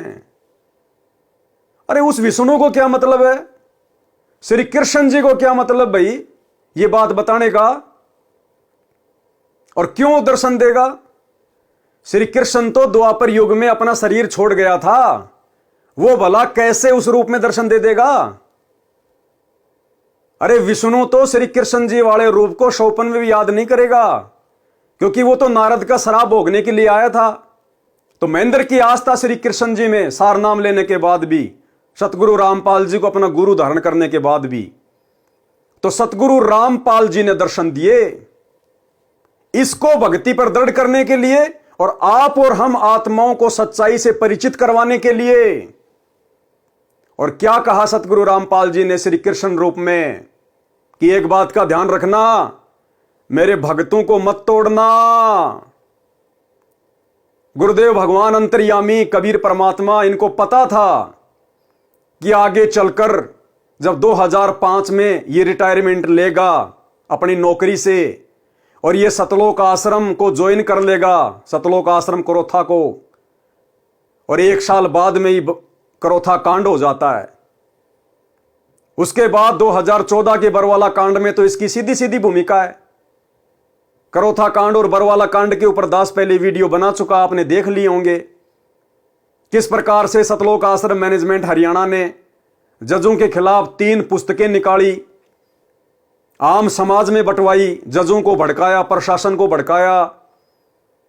और जिन भक्तों को सतगुरु रामपाल जी हाथ से चीटी मारने का भी आदेश नहीं देते, उन भक्तों को इन्होंने कमांडो बना दिया उसी गुरु का नाम लेके। और भक्तों के हाथों में जिस सतगुरु रामपाल जी ने सुमरनी पकड़ना सिखाया, इन हाथों को जोड़ना सिखाया, सत्साई बोलना सिखाया, इन हाथों से दान धर्म शुभ कर्म करना सिखाया, सतगुरु रामपाल जी के भक्तों के उन्हीं हाथों में इन महेंद्र जैसे लोगों ने, सतलोक आश्रम मैनेजमेंट हरियाणा वालों ने लाठियां, डंडे, पत्थर, पेट्रोल बम और बंदूकें थमा दी। ये हैं वो काल के एजेंट। और सरेआम मीडिया के सामने अपना झूठा स्टेटमेंट दे रहा है पुलिस प्रशासन को भड़काने के लिए कि सतगुरु रामपाल जी आश्रम में नहीं है, हमने उनको स्वास्थ्य इलाज के लिए परसों ही बाहर शिफ्ट कर दिया। पुलिस प्रशासन का तो माथा ठनक गया कि पिछले 10 दिनों से धारा 144 लगी हुई है, 20,000 पुलिस फोर्स ने आश्रम को घेर रखा है, चिड़ी का बच्चा ना आ सकता ना जा सकता। और ये संत गुरु रामपाल जी का भाई, आश्रम का दूसरा सबसे बड़ा जिम्मेदार आदमी, और ये स्टेटमेंट दे रहा है कि हमने संत रामपाल जी को परसों ही आश्रम से बाहर शिफ्ट कर दिया। तो पुलिस प्रशासन की मजबूरी हो गई सतलोक आश्रम के ऊपर आक्रमण करने की कि भाई सतगुरु रामपाल जी का भाई कह रहा है कि सतगुरु रामपाल जी आश्रम में नहीं है। तो पुलिस प्रशासन के तो पैरों तले जमीन निकल गई कि हाईकोर्ट को क्या जवाब देंगे। जमीन के नीचे से थोड़ी चले गए सतगुरु रामपाल जी। 10 दिन से तो हम पड़े यहां पर छावनी बना के, परसों कैसे निकल गए। तो पुलिस प्रशासन की मजबूरी हो गई भाई और बहनों, इस व्यक्ति के झूठे स्टेटमेंट के कारण। क्या था इसका झूठा स्टेटमेंट, सुन लीजिए छोटा सा इसका इंटरव्यू। हमारे साथ संत रामपाल जी के भाई महेंद्र दास भी मौजूद हैं। इनसे जानेंगे, महेंद्र दास जी, अचानक से हालात काफी बिगड़ते नजर आ रहे हैं, तो ऐसे तो काफी नुकसान होने की आशंका है। ऐसा हम तो शांतिपूर्ण तरीके से बैठे हैं, अपने आश्रम के अंदर हैं और ये बल प्रयोग करना चाहते हैं, हमें नाजायज तंग कर रहे हैं। लेकिन आश्रम के लोग भी जैसे टकराव की स्थिति में नजर आ रहे हैं, तो क्या कोई बीच का रास्ता नहीं निकल सकता? बीच का तो यही है कि माननीय न्यायाधीश को चाहिए कि अपने विचार करे। हमको डकैत नहीं है, इतना बड़ा ये केस नहीं है, एक कोर्ट की अवमानना केस उन्होंने खुद बनाया, खुद सुन रहे हैं, इसमें न्याय की उम्मीद है। लेकिन जिस तरह से पुलिस कह रही है यहाँ तो गिरफ्तारी करनी पड़ेगी क्योंकि हाईकोर्ट के आदेश हैं, तो क्या संत रामपाल आत्मसमर्पण कर सकते हैं? अब वो यहाँ है ही नहीं, तो स्वास्थ्य इलाज करवा रहे हैं, बाहर गए हैं, बाहर शिफ्ट कर दिया हमने परसों। क्या संत रामपाल आत्मसमर्पण कर सकते हैं? अब वो यहाँ है ही नहीं, तो स्वास्थ्य इलाज करवा रहे हैं, बाहर गए हैं, बाहर शिफ्ट कर दिया हमने परसों। लेकिन क्या वो आत्मसमर्पण करने के लिए तैयार हो जाएंगे? अगर हमारी हाई कोर्ट में बेल कैंसिल करते हैं तो नहीं होंगे। तो भाई और बहनों, आप लोगों को विश्वास हो जाना चाहिए कि ऐसे झूठे और मक्कार इंसानों को क्या सतगुरु रामपाल जी अपना अनमोल सारनाम और सार शब्द देंगे। इनके विषय में कहा जाता है कि इनको सार शब्द प्राप्त है। अरे सार शब्द के बाद तो इंसान अपनी जीभ कटवाना उचित समझेगा। इस जीभ से झूठ नहीं बोल सकता। और इस आदमी ने सरेआम दुनिया के सामने झूठ बोल दिया, जबकि सतगुरु रामपाल जी उसी सतलोक आश्रम बरवाड़ा से अरेस्ट हुए और यह कह रहा है कि वो तो आश्रम में है ही नहीं, हमने 2 दिन पहले उनको हॉस्पिटल में भेज दिया। तो ऐसे महा झूठे व्यक्तियों को क्या गुरुदेव भगवान सार शब्द देंगे, सार नाम देंगे? वे तो अंतर्यामी हैं। तो ये बरवाला कांड और करोथा कांड इन जैसे लोगों की नादानी के कारण, मनमानियों के कारण हुआ। तो परमेश्वर को पता था वे अंतर्यामी हैं, उनको मालूम था कि आगे चलकर ये मेरे भक्तों को तोड़ेगा। भक्तों को तोड़ने का मतलब यह नहीं है कि संत रामपाल जी के भक्तों को पकड़ पकड़ के, उनका कान पकड़ पकड़ के यह कहना कि तू भक्ति छोड़ दे, भाग जा आश्रम से, भक्ति छोड़ दे, भाग जा आश्रम से। नहीं, भक्ति मार्ग पर बेबुद्धि के कार्य करके सबके लिए परेशानी खड़ी कर देना, जो इस महेंद्र ने कर दी भक्तों के लिए और अपने सतगुरुदेव भगवान के लिए, उनको आम व्यक्ति समझकर, उनको मानुष समझकर। तो गुरुदेव भगवान को पहले ही पता था अंतर्यामी थे, अंतर्यामी हैं। और गुरुदेव ने श्री कृष्ण रूप में क्या कहा इसको कि एक बात का ध्यान रखना, यह भक्ति इतनी आसान नहीं है कि महेंद्र तेरे बस की बात नहीं है ये भक्ति करना। अगर इतना आसान होता तो हर कोई भक्ति करके पार हो जाता। और एक चीज का ध्यान रखना, मेरे भक्तों को मत तोड़ना। गुरुदेव भगवान ने श्री कृष्ण रूप में इसको पहले ही कह दिया। अन्यथा ये कौन सा भगत है भाई? अरे ये कौन सी ऐसी विशेष आत्मा है जो श्री विष्णु जी इसके लिए आएंगे? हैं? विष्णु लोक से चलकर श्री कृष्ण, श्री विष्णु आएगा और इसको कहेगा कि मेरे भगत मत तोड़ना। ये कोई महामंडलेश्वर था क्या जो इसने श्री विष्णु जी के भगत तोड़ने शुरू कर दिए थे? ये कोई गुरु पद पे था क्या जो श्री कृष्ण जी के भक्तों को तोड़ रहा था, वृंदावन से पकड़ पकड़ के ला रहा था कि आ जाओ नाम ले लो? आपने कभी इसको कोई पुस्तक बांटते हुए देखा? किसी को ज्ञान समझाते हुए देखा? इसका आपने कोई वीडियो, कोई ज्ञान चर्चा का देखा? तो ये भला कौन सा विष्णु का, श्री कृष्ण जी का भगत तोड़ रहा था जो भगवान विष्णु को टेंशन हो गई और आके इसको समझाया? तो ये सारा खेल सतगुरु रामपाल जी भगवान का आप और हमारी आंखें खोलने के लिए। और इसको विश्वास नहीं हो रहा था कि कबीर जी भगवान है, इसलिए सतगुरु रामपाल जी ने खुद ही श्री कृष्ण जी के रूप में आकर इसको दर्शन दे दिए ताकि इसको विश्वास हो जाए। अब आगे का जो हम वीडियो सुनेंगे, गुरुदेव भगवान ने फिर क्या कहा जब यह घटना महेंद्र ने अपने भाई को बताई, सतगुरु रामपाल जी को बताई कि ऐसे ऐसे मेरी आत्मा ऊपर गई, ऐसे ऐसे श्री कृष्ण जी आ गए और मेरे से ये बात कही। तो आगे आप सुनेंगे गुरुदेव ने स्पष्ट कर दिया कि श्री कृष्ण जी के रूप में कौन था। सुनिए ध्यान से। वहां विष्णु भगवान खड़े हैं श्री कृष्ण जी के रूप में, उनके सिर पर ऐसे मोर का चंदा है, मोर मुकुट है, और मेरे से कह रहे हैं कि जिस भक्ति पे आप लगे हो ये भक्ति बड़ी कठिन है, ये मार्ग बड़ा कठिन है, अगर इतना आसान होता तो सभी यहां से निकल जाते। और एक बात का ख्याल रखना, मेरे भक्तों को मत तोड़ना। जैसे मेरी आत्मा, मेरा सूक्ष्म शरीर मेरे शरीर में आया तो मेरी आंख खोली तो मेरा सारा शरीर पसीने से भीगा हुआ था और मैं बिल्कुल सर्दी का महीना था, मैंने कपड़े चेंज किए पसीना पोंछकर, और मैं सुबह उठ करके अपनी ड्यूटी पे आया तो महाराज जी से मुलाकात हुई। मैंने महाराज जी को बताया कि ऐसे ऐसे घटना घटी रात को। तो महाराज जी ने कहा कि आपको विश्वास नहीं हो रहा था कबीर साहब के बारे में और आप कृष्ण जी को ज्यादा मानते थे, इसीलिए कृष्ण जी के मुख से ही आपसे कहलवा दिया गया है। शब्दों पे ध्यान देना भाई और बहनों, शब्दों पे। साधु शब्दा परखिए। जब महेंद्र जी ने सारी घटना पूज्य गुरुदेव भगवान को बताई तो गुरुदेव ने क्या कहा कि आपको विश्वास नहीं हो रहा था कि कबीर जी ही परमात्मा हैं। आप श्री विष्णु जी को ज्यादा मानते थे, श्री कृष्ण जी को, इसलिए श्री कृष्ण जी से ही कहलवा दिया गया है। श्री कृष्ण जी ने कह दिया, ऐसा नहीं कहा गुरुदेव ने। क्या कहा? इसलिए श्री कृष्ण जी से ही कहलवा दिया गया है, यानी कहलवाने वाला कोई और था श्री कृष्ण से। अगर श्री विष्णु जी दर्शन देते, श्री कृष्ण जी दर्शन देते, तो वो अपनी बात इसको कहते।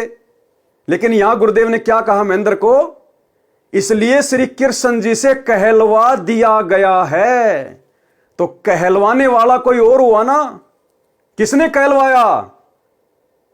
अगर आपको लगता है कि भाई पूज्य गुरुदेव जी ने कहलवा दिया, तो शब्द किसके हुए? पूज्य गुरुदेव जी के। और अगर गुरुदेव ने श्री कृष्ण का रूप बनाकर कहा, तो भी गुरुदेव ने कहा। यानी मैं पवन दास आपके पास में किसी व्यक्ति को भेजूं आप तक कोई संदेशा पहुंचाने के लिए, तो भले कहे वो व्यक्ति रहा है, लेकिन वो शब्द किसके हुए? मेरे। मैं कहलवा रहा हूं, मैं क्या चाहता हूं। तो इसी प्रकार गुरुदेव ने क्या कहा कि आपको विश्वास नहीं हो रहा था कि कबीर जी पूर्ण परमात्मा है, इसलिए श्री कृष्ण जी के मुख से कहलवा दिया गया है। तो भाई और बहनों, यहां तो कहलवा देने वाली बात भी नहीं है, यहां तो गुरुदेव अपने आप को छुपा रहे हैं। अब साक्षात थोड़ी कहेंगे कि कबीर भगवान ने आके कह दिया। यानी सतगुरु रामपाल जी ने श्री कृष्ण जी का रूप धारण किया और इसकी आत्मा को ऊपर ले जाकर सारी बातें बताई। इससे स्पष्ट हो जाता है कि कोई श्री कृष्ण नहीं था, कोई विष्णु नहीं था। उनको कोई मतलब नहीं है इन जैसी आत्माओं के लिए भटकना, वो किसी के लिए नहीं भटकते। ये सारे खेल कबीर भगवान सतगुरु रामपाल जी खेलते हैं। तो गुरुदेव ने क्या कहा कि आपको विश्वास नहीं था, इसलिए श्री कृष्ण जी से कहलवा दिया गया है। तो कहलवाने वाला कौन? सतगुरु रामपाल जी, अन्यथा उनको क्या पता। अरे सौपन आ रहा महेंद्र को, और गुरु जी कह रहे हैं कि श्री कृष्ण जी से कहलवा दिया गया। तो कौन हुए? सतगुरु रामपाल जी भगवान, स्वयं कबीर परमात्मा। और कहलवा दिया गया है, तो किसने कहे थे वो शब्द कि एक बात का ध्यान रखना, मेरे भक्तों को मत तोड़ना। अगर वो श्री कृष्ण जी ने भी कहे हैं, तो कहलवाए किसने? सतगुरु रामपाल जी भगवान ने। तो शब्द किसके हुए? सतगुरु रामपाल जी भगवान के। और क्या कहा सतगुरु रामपाल जी भगवान ने श्री कृष्ण के मुख से, श्री कृष्ण का रूप बनाकर, कि एक बात का ध्यान रखना, मेरे भक्तों को मत तोड़ना। क्योंकि गुरुजी अंतर्यामी, उनको पता था कि करोथा कांड में इसकी भूमिका रहेगी, बरवाला कांड में तो इसकी विशेष भूमिका रहेगी, और बरवाला कांड के बाद तो मेरे दोनों बेटों को साथ में लेके ये मेरा भाई महेंद्र पूरी संगत का ही सत्यानाश करेगा। और पिछले 10 वर्षों से भाई और बहनों, इन तीनों चाचा बेटों ने भक्ति मार्ग में कितनी गंदगी फैलाई है। गुरुदेव के जेल जाने के बाद 2014 के बाद इन्होंने कोई भी मर्यादा गुरुदेव भगवान की सुरक्षित नहीं रहने दी। तो अंतर्यामी को पहले ही पता था, इसलिए पहले ही परमात्मा ने श्री कृष्ण जी का रूप बनाकर आप और हमें सचेत करवाने के लिए इस तक संदेशा पहुंचा दिया था, जिसका अब खुलासा हो रहा है। अब भी सौभाग्य है भाई बहनों का, यदि जाग जाएंगे तो, अपनी आंखें खोल लेंगे तो, अन्यथा ये काल के दूत संगत को ना घर का छोड़ेंगे ना घाट का। तो शब्दों पे ध्यान देना, महेंद्र जी क्या कह रहे हैं। वो शब्द श्री कृष्ण जी के नहीं, श्री विष्णु जी के नहीं। वो श्री कृष्ण नहीं था, विष्णु नहीं था। क्या कहा गुरुदेव ने? इसलिए श्री कृष्ण जी के ही मुख से कहलवा दिया गया है। ध्यान से सुनिएगा। तो महाराज जी ने कहा कि आपको विश्वास नहीं हो रहा था कबीर साहब के बारे में, और आप कृष्ण जी को ज्यादा मानते थे, इसीलिए कृष्ण जी के मुख से ही आपसे कहलवा दिया गया है। कृष्ण जी के मुख से ही आपसे कहलवा दिया गया है। कृष्ण जी के मुख से ही आपसे कहलवा दिया गया है कि ऊपर और शक्ति है और रास्ता है। तो उस दिन के बाद मैंने पीछे मुड़ के नहीं देखा, और फिर मैं सही ढंग से भक्ति करने लगा। सर, संत रामपाल जी महाराज से नाम उपदेश लेने के बाद आपको क्या क्या लाभ हुआ? पहले मैं संसारिक लाभ बताऊंगा आपको, खासकर शरीर के लिए। जब मैंने गुरु जी को गुरु धारण कर लिया और मैं भक्ति करने लगा, लगभग 1999 की बात है। उस समय मेरी आयु 41 वर्ष थी, 41 ईयर, और अब मेरी 55 साल की हो चुकी है, 55 ईयर्स ओल्ड। तो मैं रोहतक में एक रेलवे रोड रोड का नाम है, बाजार में। वहाँ एक लाला जी के पास बैठा हुआ था। वहाँ एक लड़का मेरे से मिला। वो लाला जी ने, उसका नाम फकीर चंद जी थे, उन्होंने कहा कि MAAA है और इन्होंने ज्योतिष शास्त्र से भी MA किया हुआ है। तो मैंने उसको भक्ति की बात ही समझानी चाहिए। तो उसने कहा जी एक बार अपना हाथ दिखा दो। तो उसने मेरे हाथ देखे दोनों। ध्यान से सुनना भाई और बहनों, ये कितने मर्यादित भगत हैं, कितना सार नाम लेने के बाद इनको भक्ति मार्ग समझ में आया, कितना ये गुरु जी की मर्यादा निभाते थे। गुरुदेव भगवान ने हमें क्या बताया कि बच्चों, नाम दीक्षा लेने के बाद आपने किसी भी ज्योतिष को अपना हाथ नहीं दिखाना। दास देखता है, सार नाम ले लिया, एक परंपरा बना ली, सार नाम लेना है, झूठ सच बोल गए, सार नाम ले लिया और फिर इन्हों के फायदा नहीं हुआ, झाड़े लुआने चले गए, झाड़ा लगवाया, ज्योतिष दिखाया, हाथ दिखाया, झाड़ा लगवाया, ज्योतिष दिखाया, हाथ दिखाया, झाड़ा लगवाया, ज्योतिष दिखाया, हाथ दिखाया। आज तो उस दिन देख लिया जिस दिन तुम नाम तोड़ दिया, झूठ बोल कर सार नाम ले लिया, उसी दिन नाम खत्म है जिस दिन यू लिया, सारे नाम खत्म हो गए आपके। तो परमात्मा पाने के लिए सच्चे सुच्चे हो, क्योंकि आपने सच्चे सुच्चे घर जाना है। अरे काल प्रेरणा से ज्योतिष तो आपको कहेगा कि भैया तेरा हाथ दिखा, मैं तेरा हाथ देखना चाहता हूं, मैं तेरा भविष्य बता दूं।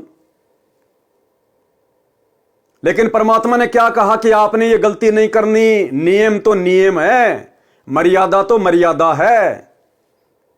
1999 की बात, दादा गुरुजी से नाम दीक्षा ले रखी थी।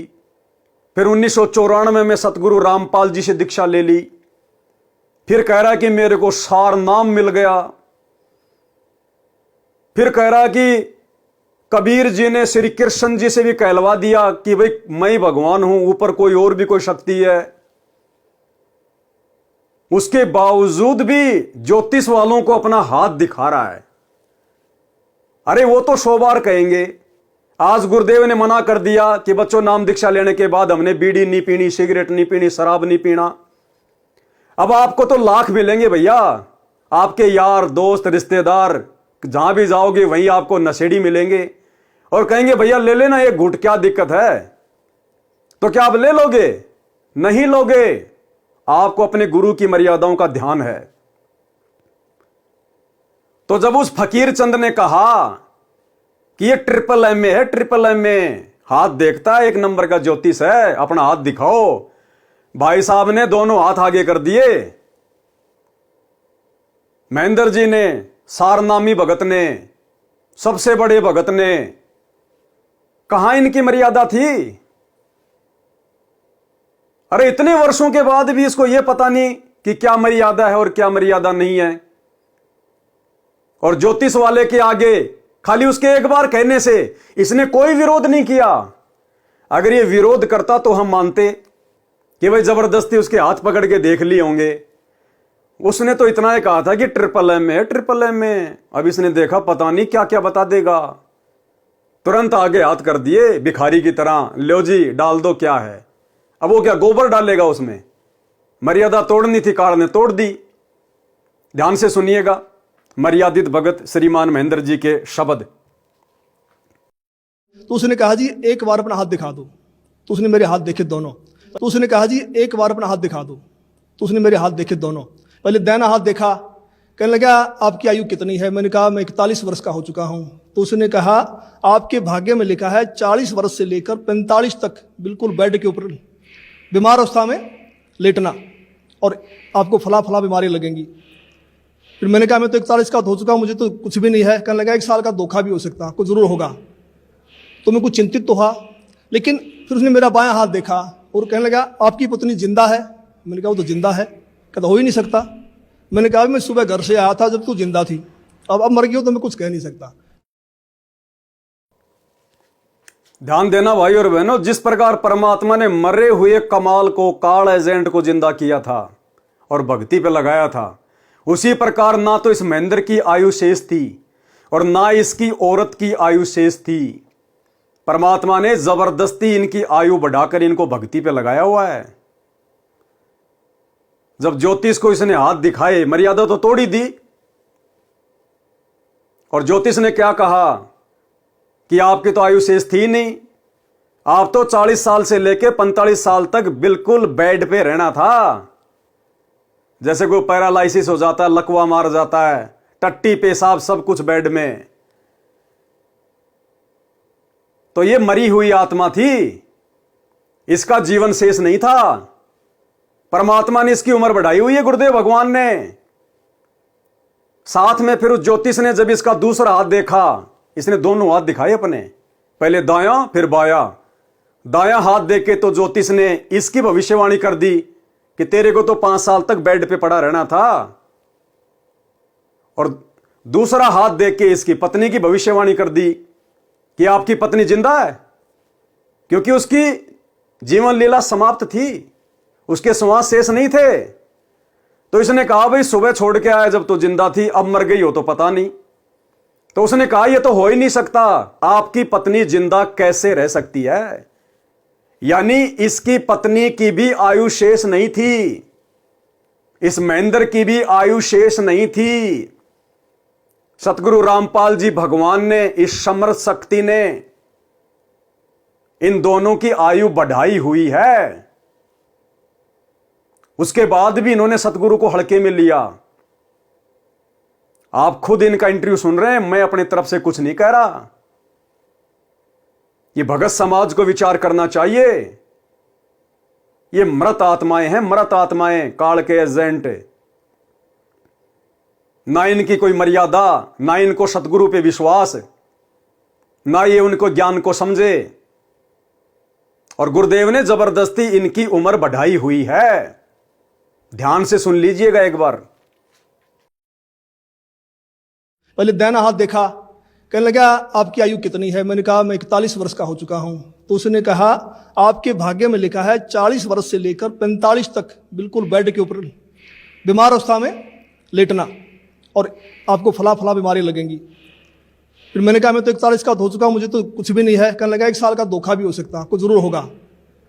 तो मैं कुछ चिंतित तो हुआ, लेकिन फिर उसने मेरा बायां हाथ देखा और कहने लगा आपकी पत्नी जिंदा है? मैंने कहा वो तो जिंदा है। कहता हो ही नहीं सकता। मैंने कहा मैं सुबह घर से आया था जब तू जिंदा थी, अब मर गई हो तो मैं कुछ कह नहीं सकता।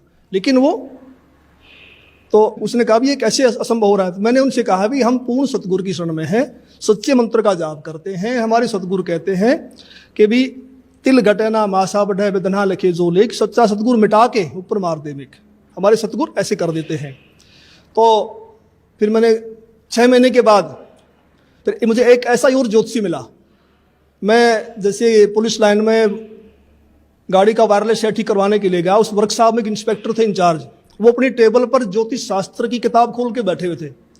मैंने उनसे वही प्रश्न किया भी इसमें क्या रखा, भक्ति करो ना सच्चे नाम की। डिस्कस हुई हमारी। उसने कहा भगत जी ऐसी बात नहीं है, ये पूर्व जन्म के लेख होते हैं, भक्ति अलग चीज है, ये भी सत्य होते हैं। तो उसने मेरे फिर हाथ देख लिए मेरे, तो उसने मेरे फिर हाथ देख लिए मेरे, तो उसने मेरे फिर हाथ देख लिए मेरे। बताओ, उसके बाद फिर एक ज्योतिष और टकरा गया पुलिस लाइन में और कह रहा उसने फिर मेरे हाथ देख लिए। अरे जबरदस्ती पकड़ के थोड़ी देखेगा कोई। तो बताओ परमात्मा ने कहां तक इनको क्षमा किया हुआ है, कितनी मर्यादा तोड़ के बैठा हुआ था, फिर भी परमात्मा ने इसको जीवन दान बख्शा हुआ है। फिर ज्योतिष मिल गया, फिर कह रहा उसने मेरे हाथ देख लिए। जबरदस्ती हमारे तो नहीं देख रहा कोई। तेरे कैसे देख लिए भाई? जब तक तेरी अंदर से रुचि नहीं है दिखाने की, तो कोई सतगुरु की मर्यादा नहीं, कोई इसको पूर्ण ज्ञान नहीं, कोई इसको आत्म कल्याण की चिंता नहीं। तो भाई और बहनों, जबरदस्ती परमात्मा ने इनकी उम्र बढ़ा रखी है। ये मुर्दे हैं, मुर्दे, और वापस ये अपनी उसी दुर्गति की तरफ बढ़ रहे हैं धीरे धीरे। ये आने वाले समय में परमात्मा ने जिन आत्माओं को शुरुआत में जहां से उठाया था ना, किसी के घर में भूत था, किसी के घर में प्रेत था, कोई बीमार था, ये आने वाले समय में सतगुरु को हल्के में लेने के कारण इन सब आत्माओं की वही दुर्दशा होने जा रही है।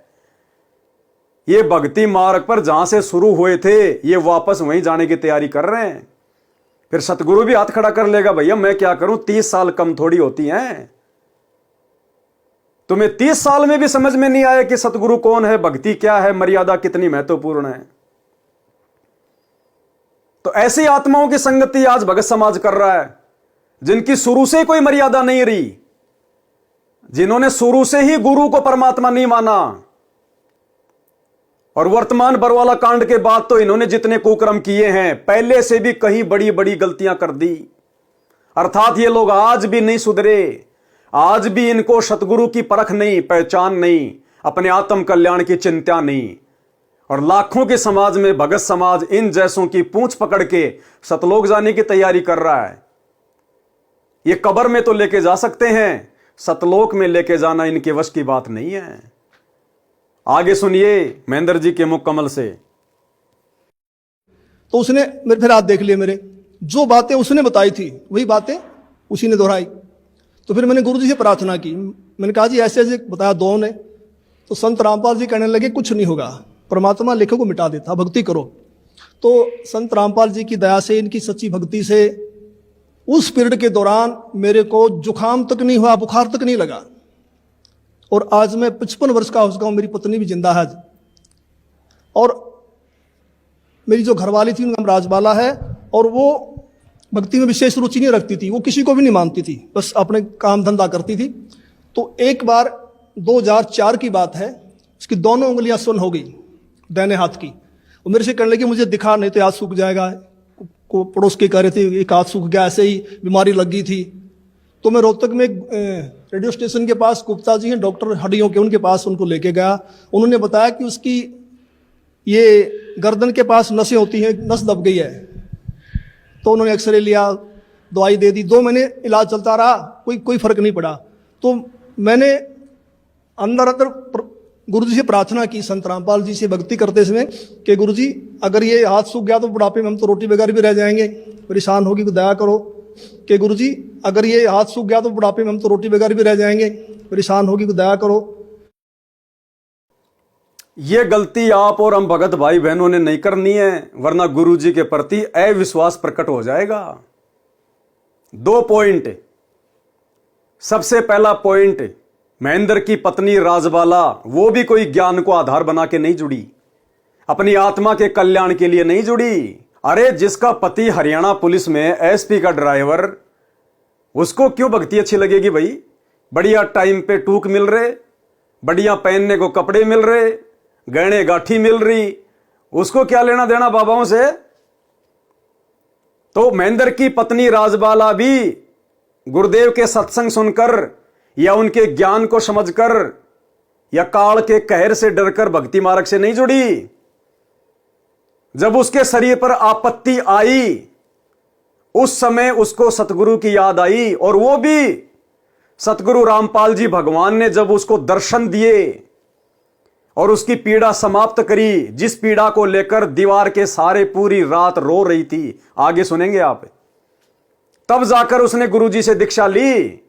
कोई ज्ञान गंगा पढ़कर, भक्ति सौदागर का संदेश पढ़कर या सत्संग सुनकर दीक्षा नहीं ली। और महेंद्र क्या कह रहा है कि मैंने गुरुजी से प्रार्थना करी अपनी औरत के लिए। ये गलती भाई और बहनों आप और हमने नहीं करनी है। ये तो जो मर्जी करेगा, हमने इसको देख के नहीं चलना है, नहीं तो हमारी भक्ति पंचर हो जाएगी। हमने चिंता और प्रार्थना केवल यही करनी है, यही रखनी है कि भक्ति दान मोय दीजियो देवन के देवा हो, कि परमात्मा मुझे भक्ति दो, मुझे मर्यादा दो, मैं पंचर ना हो जाऊं। ये पति पत्नियां लाखों करोड़ों मिल चुके हैं, ये परमेश्वर मेरा तो बेड़ा पार कर दो। मैं तो केवल अपनी आत्मा के लिए आपसे प्रार्थना करूंगा मालिक। अगर हमने किसी और के लिए दुआ की, जैसे कि महेंद्र ने अपनी पत्नी के लिए, वो भी अनुपदेशी, और गुरुजी से प्रार्थना कर रहा है, ये गलती आप और हम भगत भाई बहनों ने बिल्कुल नहीं करनी है। इस भक्ति मार्ग पर गुरुजी का संदेशा दे दो, भक्ति मार्ग की जानकारी दे दो, गुरुजी के सुनने के लिए सत्संग दे दो, कि भैया परमात्मा धरती पे आए हुए, भक्ति कर, मैं तेरा कहां कहां बचाव करूंगा, और मैं 2 कोटि का जीव तेरा क्या बचाव कर दूंगा, मैं खुद मिट्टी का पुतला। लेकिन इसने अपनी पत्नी के लिए प्रार्थना की। यह गलती आप और हम भगत भाई बहनों ने बिल्कुल भी नहीं करनी है। केवल परमात्मा का रास्ता दिखा दो, भक्ति का मार्ग पकड़ा दो। हमने किसी के लिए दुआ नहीं करनी है, प्रार्थना नहीं करनी है।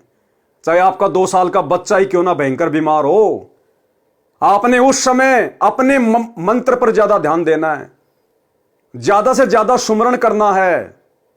अपने बेटे के लिए दुआ नहीं करनी, हे गुरुजी मेरा बेटा ठीक हो जाए, हे गुरुजी मेरा बेटा ठीक हो जाए, एक ज्योति करवा दूंगी, एक पाठ करवा दूंगा। नहीं, वो अंतर्यामी है, सब कुछ देख रहा है, उसकी नजर से कुछ भी छुपा हुआ नहीं है। वो वही करेगा जो उसने करना है, और वो अच्छा तब करेगा जब आप उसको प्रसन्न करोगे। और सतगुरु प्रसन्न होता है मर्यादित भक्ति से। ऐसे समय में ही तो भगत की परीक्षा होती है कि भगत क्या रास्ता अपनाएगा। कहीं ये मोह ममता ये त्रिकुटी पर जाके ना दिखा दे, ये तो फेल हो जाएगा। तो रिहर्सल तो सतगुरु यही करवा के देखेगा ना। तो भाई साहब की रिहर्सल चल रही थी, विकेट पे विकेट गिर रहे थे। तो कहने का मतलब है इसकी पत्नी भी ज्ञान को आधार बना के नहीं जुड़ी, और महेंद्र जी भी भक्ति मार्ग में फैल। हमने ऐसी गलती नहीं करनी, आगे से ध्यान रखिएगा। सुनिए क्या कह रहे हैं कि गुरुजी अगर ये हाथ सूख गया तो बुढ़ापे में हम तो रोटी बगैर भी रह जाएंगे, परेशान होगी, तो दया करो। कि गुरुजी अगर इसका हाथ सूख गया, इसका हाथ खराब हो गया, तो हम तो बुढ़ापे में रोटी के बिना भी रह जाएंगे। बताओ कहां विश्वास इसको भक्ति पे और भगवान पे। अरे कहां विश्वास था महेंद्र जी को। इतने वर्षों के बाद, 2004 की बात है, 10 साल बाद यह हालत थी महेंद्र जी की। 1994 में सतगुरु रामपाल जी से नाम दीक्षा ली, और 2004 में कह रहा है कि गुरुजी अगर मेरी औरत का हाथ सूख गया, खराब हो गया, तो हम तो बुढ़ापे में रोटियों के बिना भी रह जाएंगे। वो औरत देगी रोटी बुढ़ापे में, सतगुरु की भक्ति रोटी नहीं देगी, सतगुरु रोटी नहीं देगा, वो औरत देगी रोटी। यह है इनका ज्ञान आधार, यह है महेंद्र जी का तत्व ज्ञान। आप इनकी संगति कर रहे हैं वर्तमान में, जो खुद अपनी औरत के भरोसे है, ना कि अपने सतगुरुदेव भगवान के भरोसे। हंसी आती है भाई और बहनों, ऐसी ऐसी नादानियां। और आज समाज इनको फॉलो कर रहा है कि हमें इनसे शिक्षा मिलेगी, कुछ सीखने को मिलेगा। क्या मिलेगा आपको? जो खुद अपने गुरु पर विश्वास नहीं करता, अपनी औरत से ज्यादा जिसको अपने गुरु पर और भक्ति पर विश्वास नहीं, उनसे आप क्या सीखेंगे? तो क्या कहा महेंद्र जी ने रामपाल जी से भक्ति करते समय कि गुरुजी अगर ये हाथ सूख गया तो बुढ़ापे में हम तो रोटी बगैर भी रह जाएंगे, परेशान होगी, तो दया करो। कि गुरुजी अगर ये हाथ सूख गया तो बुढ़ापे में हम तो रोटी बगैर भी रह जाएंगे, परेशान होगी, तो दया करो। देख लिया आपने, सुनिए आगे। कि गुरुजी अगर ये हाथ सूख गया तो बुढ़ापे में हम तो रोटी बगैर भी रह जाएंगे, परेशान होगी, तो दया करो। तो जैसे मेरा ध्यान लगा हुआ था, सुमन करते करते वैसे आंख बंद हो गई, तो मुझे गुरुजी खड़े दिखाई दिए और कहा कुछ नहीं होगा बेटा, ठीक हो जाएगी। तो मैं कुछ दिन के बाद ड्यूटी से छुट्टी लेकर घर गया। मैंने उससे पूछा भी आपकी उंगलियां ठीक होगी? उसने कहा वो तो ठीक होगी। मैंने कहा ये गुरुजी ने की है, मैंने प्रार्थना की थी। कहेगा नहीं नहीं मैं तो दवाई से ठीक हुई हूँ। मैंने कहा ये गुरुजी ने की है, मैंने प्रार्थना की थी। कहेगा नहीं नहीं मैं तो दवाई से ठीक हुई हूँ। कैसा सिला दिया तूने मेरे प्यार का, यार ने ही लूट लिया घर यार का। महेंद्र जी तो बड़े खुश हो रहे थे गुरुजी से प्रार्थना करके। गुरुजी ने भी आशीर्वाद दे दिया रात को आके सौपन में कि बेटा सब ठीक हो जाएगा। अरे भाई को बेटा कहने वाला कौन? परमात्मा हो सकता है। भाई को बेटा कहने वाला परमात्मा।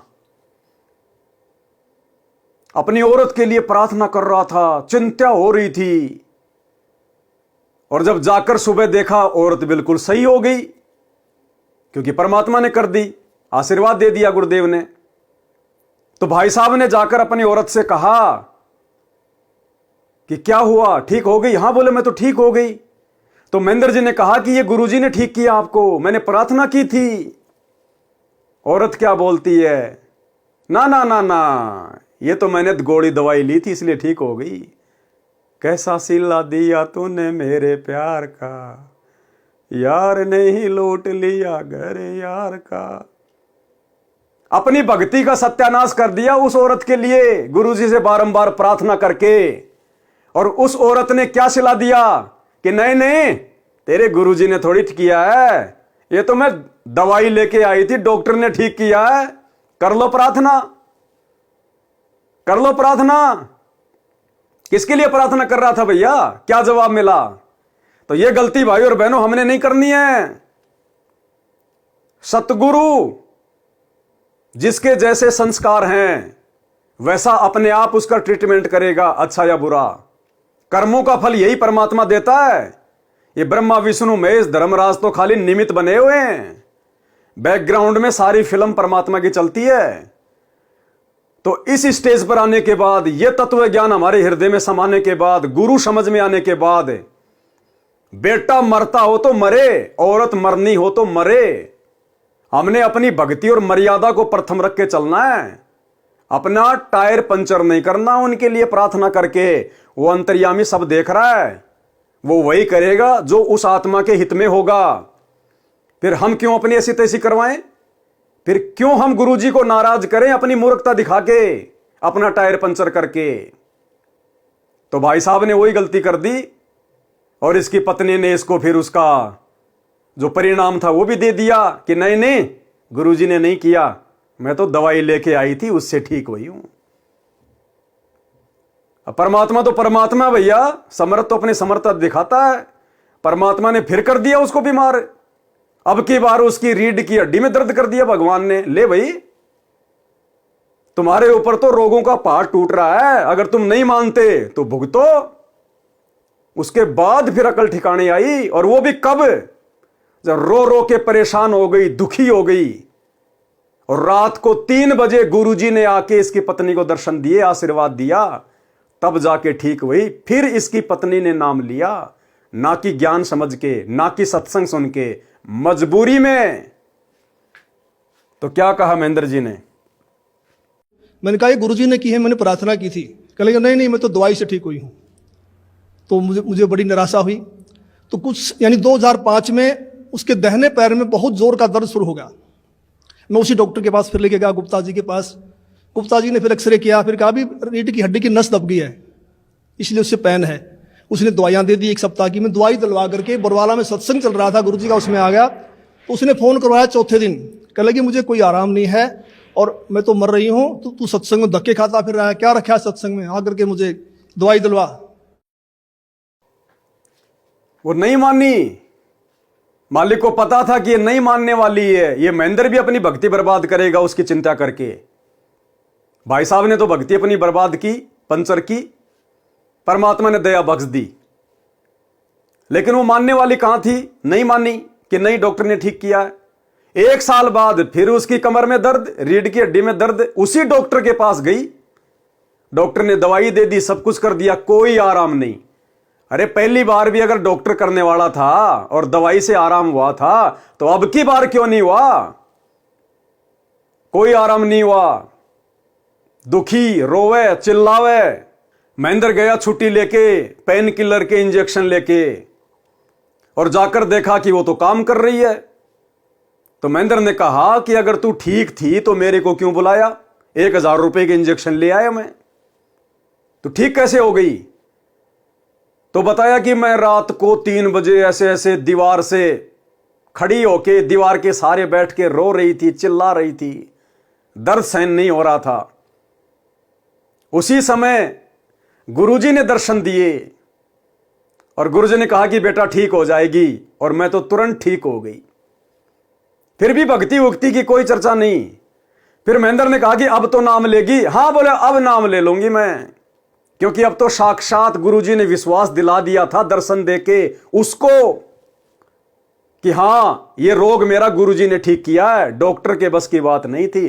तब जाके उसने गुरुजी से उपदेश लिया, ना कि गुरुजी का ज्ञान समझ के, ना कि गुरुजी का सत्संग सुन के।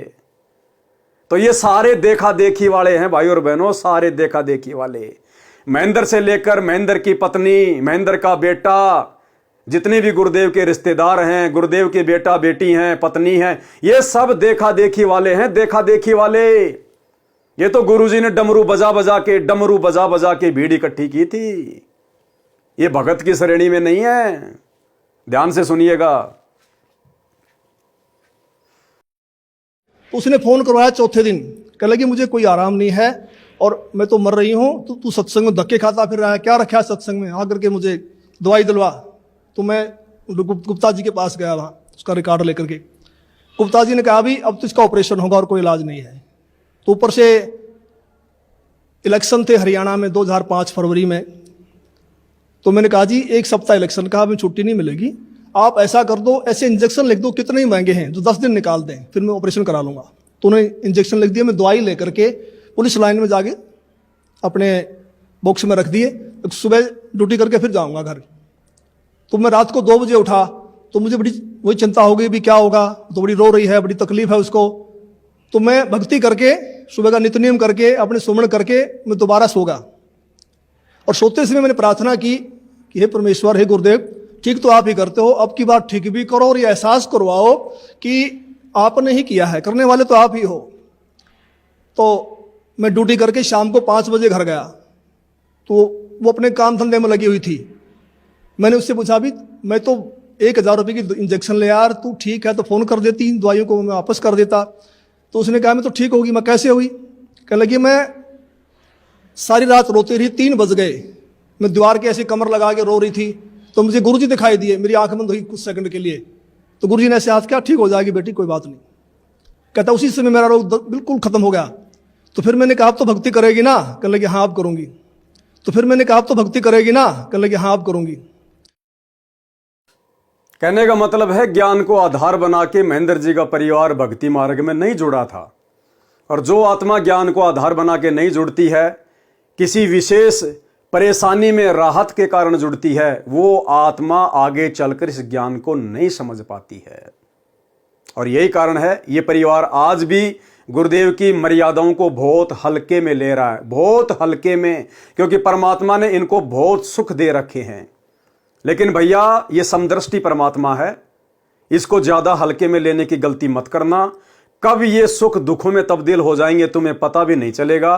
और अब तुम लोग इस स्टेज पर खड़े हो, तुम्हारे लिए माफी का कोई ऑप्शन भी नहीं है। तो फिर मैंने कहा आप तो भक्ति करेगी ना? कहने लगी हाँ आप करूंगी। तो आज तक उसको दर्द दोबारा नहीं हुआ है। और अनेक गुरुजी ने हमें सुख दिए। सबसे बड़ा तो मानसिक सुख होता है, मानसिक शांति, वो हमारे को संपूर्ण रूप से मिली हुई है। एक दिन संत रामपाल जी करनाल के अंदर एक भगत के घर गए हुए थे। और सतगुरु जी ने 3.5 घंटे के लगभग सत्संग किया। जब चलने लगे तो एक औरत ने, जो काफ़ी बुजुर्ग थी, कोई 65 साल के करीब उनकी उम्र रही होगी, उन्होंने कहा कि जी मैं आपसे कुछ बात करना चाहती हूँ। तो गुरुजी ने कहा ठीक है पूछो। तो उसने कहा जी आपने जैसे सत्संग समाप्त किया तो आपके ऊपर से कमल के फूल पर बैठा हुआ सफेद परमात्मा निकल के गया है, मानव सदृश, और मैं कमल की पंखड़ी को बहुत दूर तक देखते रही ऐसे। तो संत रामपाल जी ने कहा फिर आपकी क्या सलाह है नाम लेने की? तो उसने कहा मैंने तो गुरु बनाया हुआ राधा स्वामी व्यास से, और मैं तो मंदिरों में भी जाती हूँ, देवताओं की पूजा भी करती हूँ। तो महाराज जी ने कहा देखो उनके फूटे भाग, ये सच्चाई को देखकर भी नहीं मान रही हैं। तो फिर हम चल पड़े। उस समय गुरु जी के पास सुमो गाड़ी होती थी, हम दिल्ली साइड में जा रहे थे। मैंने महाराज जी से प्रश्न किया कि महाराज जी परमात्मा का भी अजीब खेल है, जो ढूंढ रहे हैं उनको दर्शन नहीं दे रहे, और जिनको दर्शन दे दिए, जो इनको प्रकट होके बता गए, वे इसको मान नहीं रहे कि परमात्मा की क्या लीला है। तो महाराज जी ने कहा ये बुद्धि से परे का विषय है और इसको आप नहीं समझ पाएंगे। फिर मैंने कहा जी बताओ, दया करो। महेंद्र जी कितना गुरुदेव भगवान को जान पाए थे, समझ पाए थे। वो बुढ़िया वाली घटना महेंद्र जी ने बताई। सत्संग के बाद उस बुढ़िया ने कहा जी मैं आपसे कुछ बात करना चाहती हूं। गुरुदेव बोले बोलिए। कि जब आप सत्संग करके रुके तो आपके ऊपर से कमल के फूल पर बैठा हुआ एक सफेद रंग का भगवान गया और मैंने काफी दूर तक देखा। ये बातें महेंद्र जी भी सुन रहे थे वहीं पर। तो गुरुदेव ने कहा, भाई फिर क्या विचार है, नाम दीक्षा ले लो, आपको तो भगवान ने विश्वास भी करवा दिया। बोला, नहीं जी, नाम दीक्षा तो मैंने राधा स्वामी से ले रखी है। अब महेंद्र जी सारी बातें सुन रहे थे, तो महेंद्र जी ने फिर गुरुदेव से सवाल किया कि गुरुदेव एक बात बताइए, परमात्मा का खेल भी अद्भुत है, निराला है। जो परमात्मा को ढूंढ रहे हैं उनको तो परमात्मा दर्शन नहीं दे रहा, और जिनको परमात्मा साक्षात प्रकट होकर दर्शन दे रहे हैं, जैसे उस बुढ़िया को दिए, तो वो परमात्मा को मान नहीं रहे, भक्ति पे नहीं लग रहे। तो गुरुदेव ने कहा कि महेंद्र, ये तेरी बुद्धि से परे का विषय है, ये बात तुझे समझ में नहीं आएगी, ये बुद्धि से परे का विषय है। क्यों कही गुरुदेव ने ये बात? अगर महेंद्र को जरा भी समझ होती तो ये गुरुदेव भगवान से इस प्रकार का बालक बुद्धि वाला सवाल ही ना करता। अगर महेंद्र अपने गुरु को ही परमात्मा मान चुका होता, कबीर जी मान चुका होता, तो ये सवाल ही ना करता। अरे वहां पर अपनी पत्नी के लिए गुरुजी से प्रार्थना करते हुए दूसरी बार में कह रहा गुरुजी से कि गुरुजी, करने वाले तो आप ही हो, आप परमेश्वर हो, आप परमात्मा हो। और सोते समय मैंने प्रार्थना की कि हे परमेश्वर, हे गुरुदेव। और सोते समय मैंने प्रार्थना की कि हे परमेश्वर, हे गुरुदेव। और सोते समय मैंने प्रार्थना की कि हे परमेश्वर, हे गुरुदेव, ठीक तो आप ही करते हो, अब की बात ठीक भी करो और ये एहसास करवाओ कि आपने ही किया है, करने वाले तो आप ही हो। करने वाले तो आप ही हो, डॉक्टर तो बहाना है, मेरी औरत का दर्द ठीक करना। वहां तो गुरुजी को परमेश्वर कह रहा है, और यहां गुरुजी के सामने, परमेश्वर के सामने क्या कह रहा है कि परमात्मा का खेल भी अजीब है। जो ढूंढ रहे हैं उनको तो दर्शन नहीं दे रहे। यानी मैं महेंद्र आपसे नाम लेके परमात्मा ढूंढ रहा हूं, कबीर जी को ढूंढ रहा हूं, हमें तो दर्शन नहीं दे रहा। और जिनको दर्शन देके चले गए कमल के फूल पर, जैसे वो बुढ़िया, वो मान नहीं रहे। तो गुरुदेव ने कहा कि तेरी बुद्धि से बाहर का विषय तू नहीं समझ पाएगा। और क्या कहेंगे गुरुदेव कि रे नालायक, तेरे सामने बैठा मैं, अरे मेरे अंदर से तो निकल के गया था वो जो इस बुढ़िया को दिखाई दिया। तो जो मैं साक्षात बैठा हूं वो बड़ा, या मेरे अंदर से निकल के गया वो बड़ा? अरे मां के पेट से बच्चा पैदा होता है, वो मां बड़ी या फिर वो बच्चा बड़ा? तो समझदार को तो समझ जाना चाहिए था कि गुरुजी स्वयं परमात्मा है। ये तो भक्तों को विश्वास दिलाने के लिए सतगुरु रामपाल जी भगवान ने उस बुढ़िया को ऐसा दृश्य जानबूझ के दिखाया, अपने साथ रहने वाले महेंद्र जैसे भक्तों को विश्वास दिलाने के लिए, लेकिन फिर भी नहीं समझ पाए। परमेश्वर सामने बैठा है भाई के रूप में, सतगुरु रामपाल जी स्वयं कबीर भगवान, परमात्मा, परमेश्वर, और उसके बावजूद उन्हीं से सवाल कर रहा है कि परमात्मा के खेल भी अजीब है। जो उनको ढूंढ रहे हैं उनको तो दर्शन नहीं दे रहे, और जिनको दर्शन दे गए वो नाम दीक्षा नहीं ले रहे। तो गुरुदेव ने देखा कि ये तो डांगर के डांगर हैं, ये गुरु को परमात्मा कहां मान रहे हैं फिर? अरे गुरु गोविंद दो नहीं भाई, जब तक दो समझोगे दो जग में जाई। 7 दीप 9 खंड में गुरु से बड़ा ना कोई, और करता करे ना कर सके, सतगुरु करे सो होए। तो सतगुरु बड़ा या फिर वो भगवान बड़ा, गोविंद बड़ा? लेकिन नहीं समझ पाया महेंद्र। तो गुरुदेव ने सोचा कि मैं समझाऊंगा तो भी नहीं समझेगा ये। जब इसको आंखों से दिखा दिया उस बुढ़िया के माध्यम से, और इसके घर में 100 सुख दे दिए, इसको भक्ति पे लगाया। उस समय मैंने कहा था कि मेरे रूप में गुरुजी ने दर्शन दिए, कबीर जी ने, अब तुझे भक्ति मिल जाएगी। फिर इसको श्री कृष्ण जी से ही कहलवा दिया कि और कोई शक्ति है। फिर इसने अपनी औरत के लिए दुआ की, तो मैंने इसको दर्शन दिया, आशीर्वाद दिया कि बेटा ठीक हो जाएगी। फिर इसकी औरत को दर्शन दे दिए कि बेटी ठीक हो जाएगी। अरे जितनी बार भी दर्शन दिए, क्या कोई और भगवान आया था क्या दर्शन देने? कोई डाडी मूछ वाला आया था क्या? कोई श्री कृष्ण जी आया था क्या? कोई श्री विष्णु जी आया था क्या? बार बार दर्शन दे कौन रहा था? सतगुरु रामपाल जी। तो गुरुदेव ने सोचा अगर ये मुझे परमात्मा मानता तो इसको इतने चमत्कार दिखा दिए, ये कब का मान लेता। अब इसको कहूंगा तो भी क्या मानेगा ये? और मैं तो कह रहा हूं बार बार, भाई कबीर जी भगवान है, कबीर जी भगवान है। तो फिर ये जिद पकड़ लेगा, मेरे को दिखाओ, मेरे को दर्शन कराओ। तो कहां से इसको दर्शन करा दूंगा मैं? इसलिए परमात्मा ने कहा कि भाई ये बुद्धि से परे का विषय है। बुद्धि से परे का विषय यानी तेरी समझ में आने वाली बात नहीं है, क्योंकि तू गुरु को मानुष मानता है, तू केवल मुझे अपना भाई मानता है। और भैया सतगुरु को भाई मानने से, रिश्तों में तोलने से बात नहीं बनेगी। अरे पार्वती ने जब नारद के कहने से अपने पति शंकर जी में परमात्मा को देखा, तब कहीं जाकर पार्वती अमर मंत्र के लायक हुई।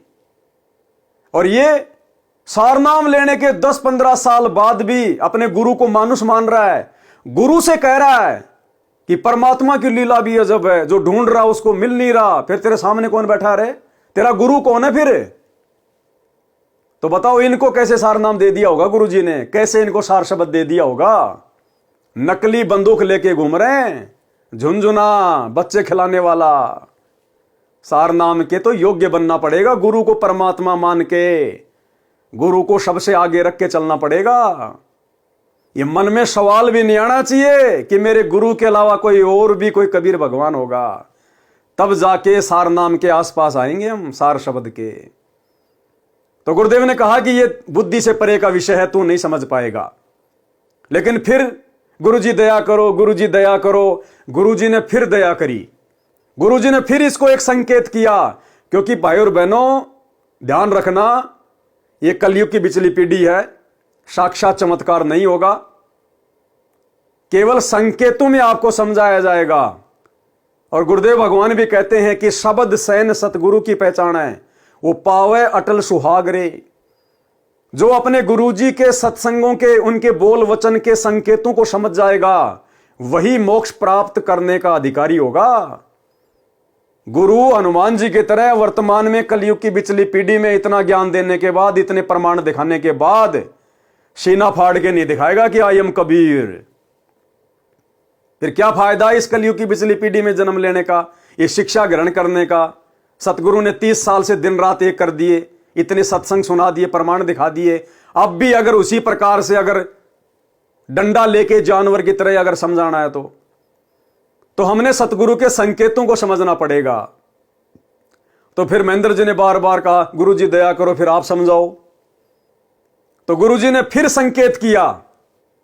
उस बुढ़िया के विषय में क्या कहा गुरुदेव ने कि ये बुढ़िया 650 साल पहले जब कबीर परमेश्वर आए थे, उस समय इस बुढ़िया ने प्रथम मंत्र लिया था और कुछ ही दिन भक्ति करी थी। और जब ये आत्मा ऊपर जाती है तो धर्मराज के दरबार में फिर ये आत्मा बहाना नहीं बना सकती। इसको वर्तमान में परमात्मा ने दिखा दिया कि धरती पे सही भक्ति कहां है, परमात्मा कौन है, सच्चा गुरु कौन है। अब ये धर्मराज के दरबार में जाकर ये नहीं कह सकती कि मेरे को भगवान का पता नहीं था, भक्ति का पता नहीं था। ये सीन धर्मराज उसको दिखा देगा कि देख, जब तू सत्संग सुन रही थी और उस महाराज जी के ऊपर से कमल के फूल पे बैठा हुआ कौन गया था और क्या कहा था तेरे को उस महाराज ने, फिर ये आत्मा चुप हो जाती है। तो महेंद्र को क्या कहा गुरुदेव ने, ध्यान से सुनिएगा। फिर भी महेंद्र बात को नहीं पकड़ पाया। परमात्मा का भी अजीब खेल है, जो ढूंढ रहे हैं उनको दर्शन नहीं दे रहे, और जिनको दर्शन दे दिए, जो इनको प्रकट होके बता गए, वे इसको मान नहीं रहे कि परमात्मा की क्या लीला है। तो महाराज जी ने कहा ये बुद्धि से परे का विषय है और इसको आप नहीं समझ पाएंगे। फिर मैंने कहा जी बताओ, दया करो। संत रामपाल जी ने बताया कि ये औरत 600 वर्ष पहले जब कबीर परमेश्वर आए थे, उनकी शिष्या थी। क्या कहा गुरुदेव ने महेंद्र को? दोबारा से परमात्मा ने संकेत किया कि हो सकता है बात को पकड़ जाएगा कि तेरा भाई ही परमात्मा है, कबीर है। गुरुदेव ने कहा कि ये औरत जब 650 साल पहले कबीर परमात्मा आए थे तो ये उनकी शिष्या थी। लेकिन महेंद्र फिर नहीं समझ पाया, फिर भी कह रहा नहीं नहीं जी, मैं ये नहीं पूछना चाह रहा, मैं तो ये पूछना चाह रहा हूं कि परमात्मा को जो ढूंढ रहे हैं उनको दर्शन क्यों नहीं दे रहे, और जो परमात्मा को मानते नहीं उनको प्रकट होकर दर्शन दे रहे हैं। जबकि गुरुदेव ने शंका का समाधान इसका कर दिया कि जब परमात्मा 650 साल पहले आए थे तो इस बुढ़िया ने नाम दीक्षा ली थी उनसे। अब महेंद्र को समझ जाना चाहिए था कि मेरा भाई और 650 साल पहले की बात बता रहा है। अगर मेरा भाई सामान्य व्यक्ति है, सामान्य गुरु है, अगर भगवान नहीं है, तो फिर इसको कैसे पता इस बात का कि यह बुढ़िया 650 साल पहले कबीर जी की शरण में थी। समझ जाना चाहिए था कि मेरा भाई ही कबीर है, इसीलिए तो बता रहा है कि 650 साल पहले यह बुढ़िया कबीर जी की शरण में आई थी। अन्यथा ये जितने भी धर्मगुरु हैं दुनिया में, शंकराचार्य, मंडलेश्वर, इनसे जाके पूछ लो आपने 3 दिन पहले कौन सी सब्जी खाई थी। आधी घंटे में भी नहीं बता सकते कि हमने 3 दिन पहले कौन सी सब्जी खाई थी। और जो 650 साल पहले की बता रहा है चुटकियों में, निसंकोच, वो क्या मेरा भाई होगा? क्या वो सामान्य व्यक्ति होगा? क्या वो सामान्य गुरु होगा?